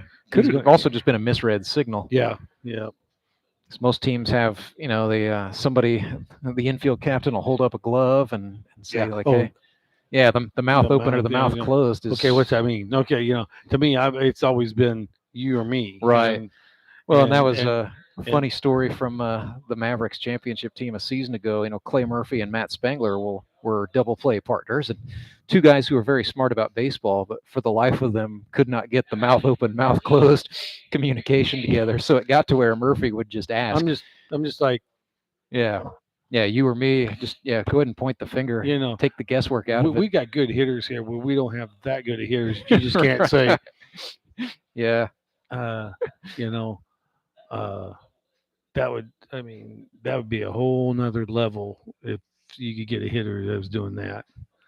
So Jacob McDaniel re-enters here in the 8th spot, and they've got Ben Hammett in the on-deck circle, who again batted 8th and then batted 9th. After that, it would be the pitcher's position in the order, so they could stick with Chris Matlock, and he's got the bat in his hand. That's the way that they did it this last innings, the inning before this. So now they've done that. That would have been you and me. Baseball fouled straight back. So this is somebody had the window down. We couldn't make the play. So that sets that lineup now because they didn't appeal it. Yep. Excuse me, grounder for Tyler Ooh. Jones, the first baseman, got it just in time. Scoops it over there. And credit Carpenter covering the bag. Covered it right, made the arc, got running parallel to the baseline, and good hustle down the by smart play by Carpenter. Yeah, McDaniel tried. So one away. Here's Hammett. You never know when you leg one of those out if that will be the winning run, or knock in the winning, or run. At least keep you in the ball game. Yeah. Still a 5-run game. 1 out, and it's getting into desperation time here for Moon City. Yeah, get to the next guy. That's exactly it. Just do whatever you can to try to prolong it at this point. You may have to get hit. Yeah, may have to wear one, may have to do something ugly. Fastball, swing and a miss. So it's 2-1 to Ben Hammett. Now lives in Nixa, Missouri. He's originally from Rose Hill, Kansas, but went to Oklahoma Christian University. So he's moved around a little bit in his life and baseball career. Yep. 2-2 after a foul ball. Kyle Carpenter shakes off McCaskill once, now comes home. That was a fastball that Hammett got under and lifted. Mesa, the third baseman, charges in and makes the catch, 2 away. And if his kids are watching in, 2 hands on those fly balls. Chris Matlock bats. He is the last hope for Moon City, in danger of slipping to 0-6 here. Locos, meanwhile, looking to move to 4-2. Matlock pulls one foul. And it hops the fence, and it's out there for a 25-cent foul ball. Yeah, there's a quarter up for grabs for somebody. There's one breaking, number 99. Yep, it's an Aaron Judge jersey there. Matlock swings and chases, and Moon City down to its final strike.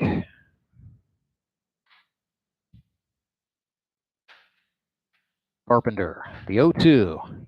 Swing and a miss. He got him, and that will do it. The Republic Locos are winners, 12-7. They defeat the Moon City Mavericks, so the Locos move to 4-2.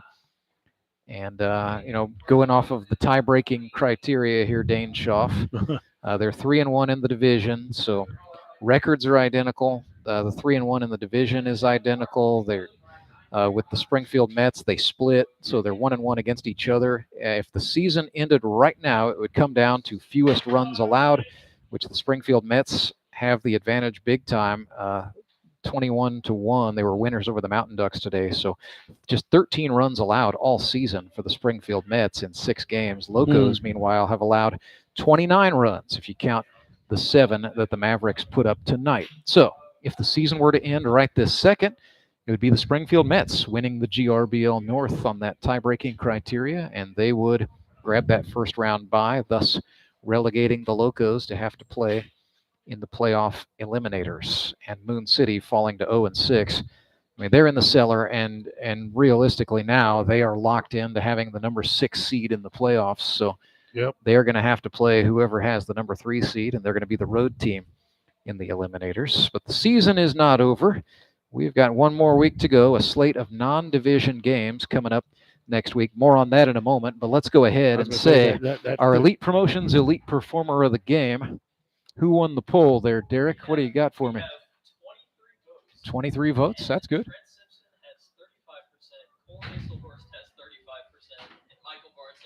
Okay, so Simpson and Hazelhorst from the Locos pushed 35%, 35%. You know what? And I gave up my quarter. So what's we got? No. Uh-oh. Hazelhorst got pushed up. Oh, yeah, you know what? Let's give it to the kid. Cole Hazelhorst got hit by pitches twice, caught a very good game.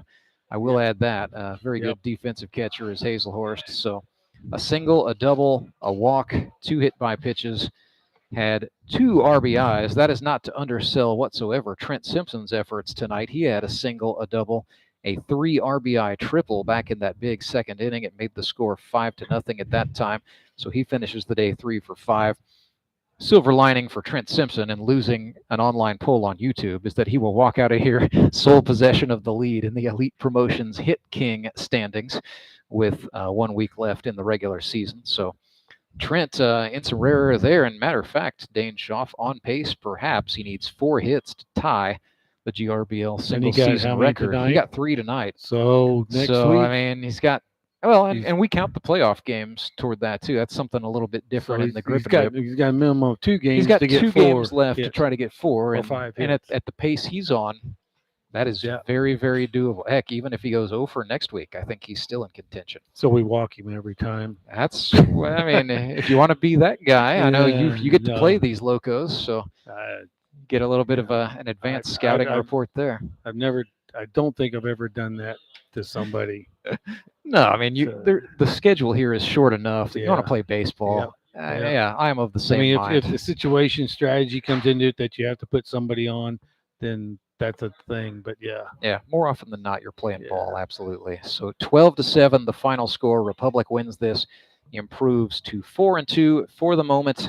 Again, by some advanced tie breaking, the Locos are in second place in the GRBL North Division behind the Springfield Metropolitans, who are also 4-2. Big elite performances tonight by Cole Hazelhorst and by Trent Simpson. You can also say that Chris Meza, Dusty Nealis, Kyle Carpenter, Ethan Cole. You had Tyler Jones getting in on the fun with an RBI of his own. So Locos put up runs big time when they needed them. Got some pretty good pitching today. 22 total hits in a game and 19 runs total. I mean, that's going to have a lot of offense going on there. We didn't, one error, maybe a throwing mishap. One didn't really count, So, I mean, you had a lot of opportunities swinging the ball, a lot of opportunity to field that and field it well. So, it's a pretty good ball game, just a little higher score runs. Yeah. Moon City tried to make it interesting. They fall to 0-6. Moon City Mavericks will be in action October 2nd. They will take on the Branson Showmen. Dane Schaff, that's where you will be, and then we will probably introduce you back into the action at 3 o'clock for Mets Suckers if you're going to be around. That's the second. Next Sunday. I'm trying to figure my fire department. Sorry, I'm asking you to do math. So no, multiples of 3. Here we go. Gotcha. We'll say goodnight to you. We'll step aside, come back, talk things over with some of the Locos post-game coverage. Thank you for being the fireman on the broadcast. Should have been the fireman 2 weeks ago. They straightened that out. No. Apologize for that. Water under the bridge, my friend. Water under the bridge. We will step aside. Wasn't in the right mind there, and just I understand. Anyway, sorry. We'll come back and talk things over with some of the Republic Locos right after this. It is the Grip and Rip Baseball League. 12-7, your final score. Republic defeats Moon City tonight. Interviews right after this. When Gary and Sandra Henry started Henry's Towing nearly 5 decades ago, customers knew that Henry would be the guy coming to help. People would call and ask to let Henry do it. And as Springfield has grown, our family has grown as well. So there's always someone around to come help you out. Everyone at Henry's is a member of the family, fully trained and as dependable as the original. With a family this size, help is always right around the corner. So if you find yourself in need of roadside assistance, remember to call the name you've grown to know and trust. Remember to let Henry do it. Hi, everyone. This is Bob Costas, and I'd like to tell you about an interesting new baseball book, A Year of Playing Catch by Ethan Bryan. A Year of Playing Catch is the story of how a lifelong fan was inspired to take a whimsical journey of discovery and the power of our national pastime to forge lasting connections. You can pick up your copy after any Ozark Mountain Ducks game or from your favorite bookseller or online. That's A Year of Playing Catch. This coffee just isn't doing it for me today. You say that every morning. Yeah, I just can't get my day started. You should really try Sumit's Hot Yoga. They have early morning classes, and trust me, it wakes you up better than coffee. Sumit's Hot Yoga. You are going to feel awesome. Hi, I'm Carolyn Hawkins with Key Cornerstone Realty, here to help with all your real estate needs in the St. Louis area. Do you have a house you want to sell for top dollar? We can help. With over 15 years of experience, our negotiating skills and expertise can help buyers and sellers get under contract fast. Contact us at keycornerstonerealty.com or call us at 636-447-8661. And go Locos!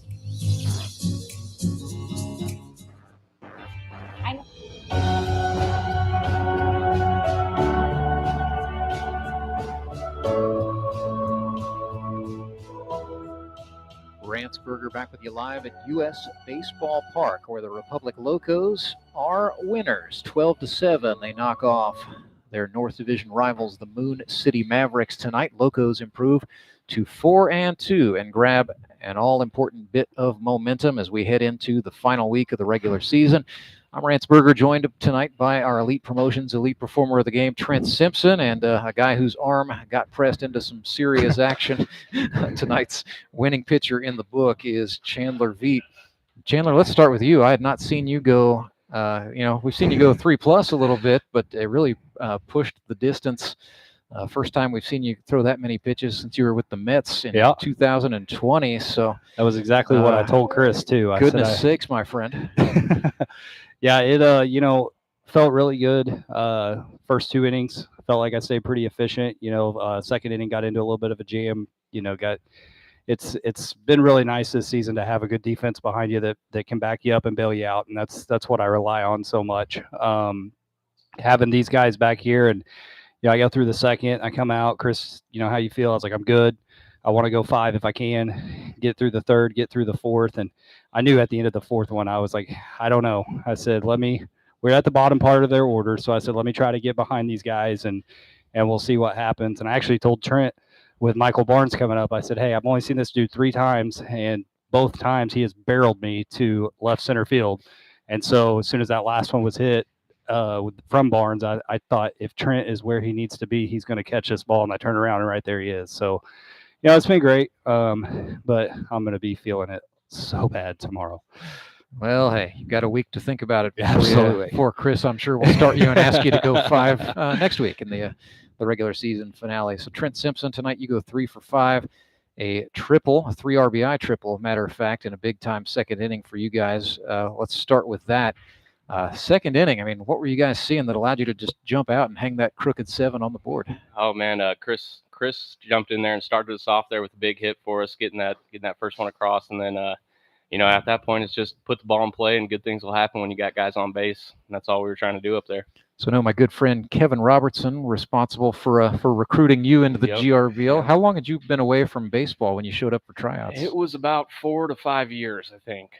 And then, he talked me into it, and I came out, and I've been having a blast ever since. So my man from Missouri Valley College, usually when rookies come into this league, especially when they have a little layoff, seeing live pitching for the first time in years is something they really struggle with. But you, my friend, are now leading the league in hits with 12 of them in 6 games. So what can we say about your command of the zone and your vision for the plate? It's easy to hit out there when you're having a good time. That's the first time in a long time got to show up and just come to the ballpark to have a blast. And that's what I've been doing, just see it and take a good swing at it, and good things will happen. Had some pretty good action on defense as well. It was a windy day with the wind blowing in. What can you say for some of the fly balls you saw tonight? Just play it deep and expect it to travel a little bit, and then just go and get it. Yeah, and Chandler, I know you've been around the league a lot. You've played in a championship game yourself in 2020. What can you say for the job that the Locos have done to build up some culture? You now have won 2 in a row and looking like a team that might be peaking at the right moment. It's very unique. I look every week on Facebook, and it was something that I was talking about earlier. If you go and look at like the leaders of hits and whatnot, it's like we have guys in every single category. Mm-hmm. We've got John Bortz, it's ERA category, Trent, Ethan Cole, like all these guys are just coming in and having a year. And with the way that we're finally starting to mesh and we're putting things together all in the right time, I think I was a little worried tonight to see, Bort's not going to throw. And it was like, okay, what's going to happen? But I think the way that this team just gels together and says, hey, it's fine. Next guy up, let's go do a job. So it's been great. We're finally clicking on the right time to roll right into playoffs too. And when you get 11 hits in a game, that can certainly make it easy. I don't care who you're sending out there to pitch. He's getting some offensive support.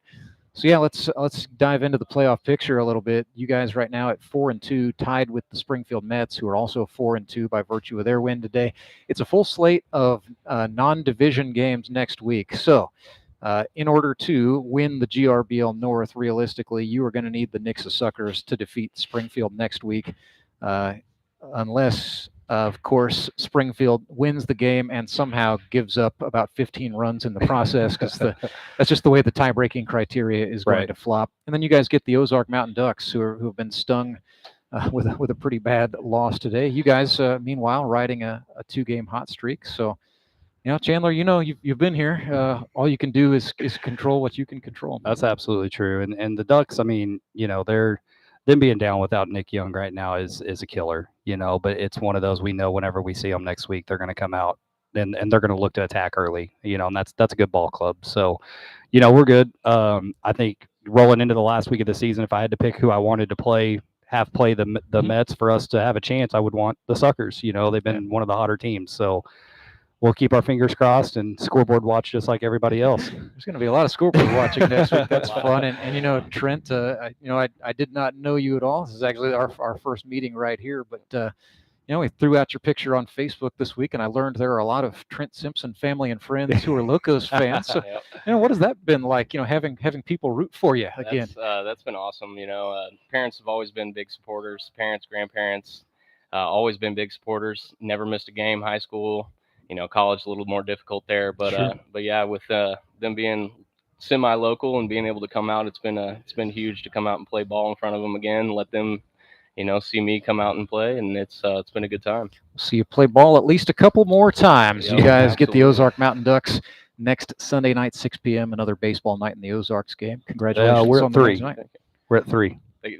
Are you sure? I have you at 6. Yes, they flip-flopped. We are at 3 p.m. and the Mets are at 6.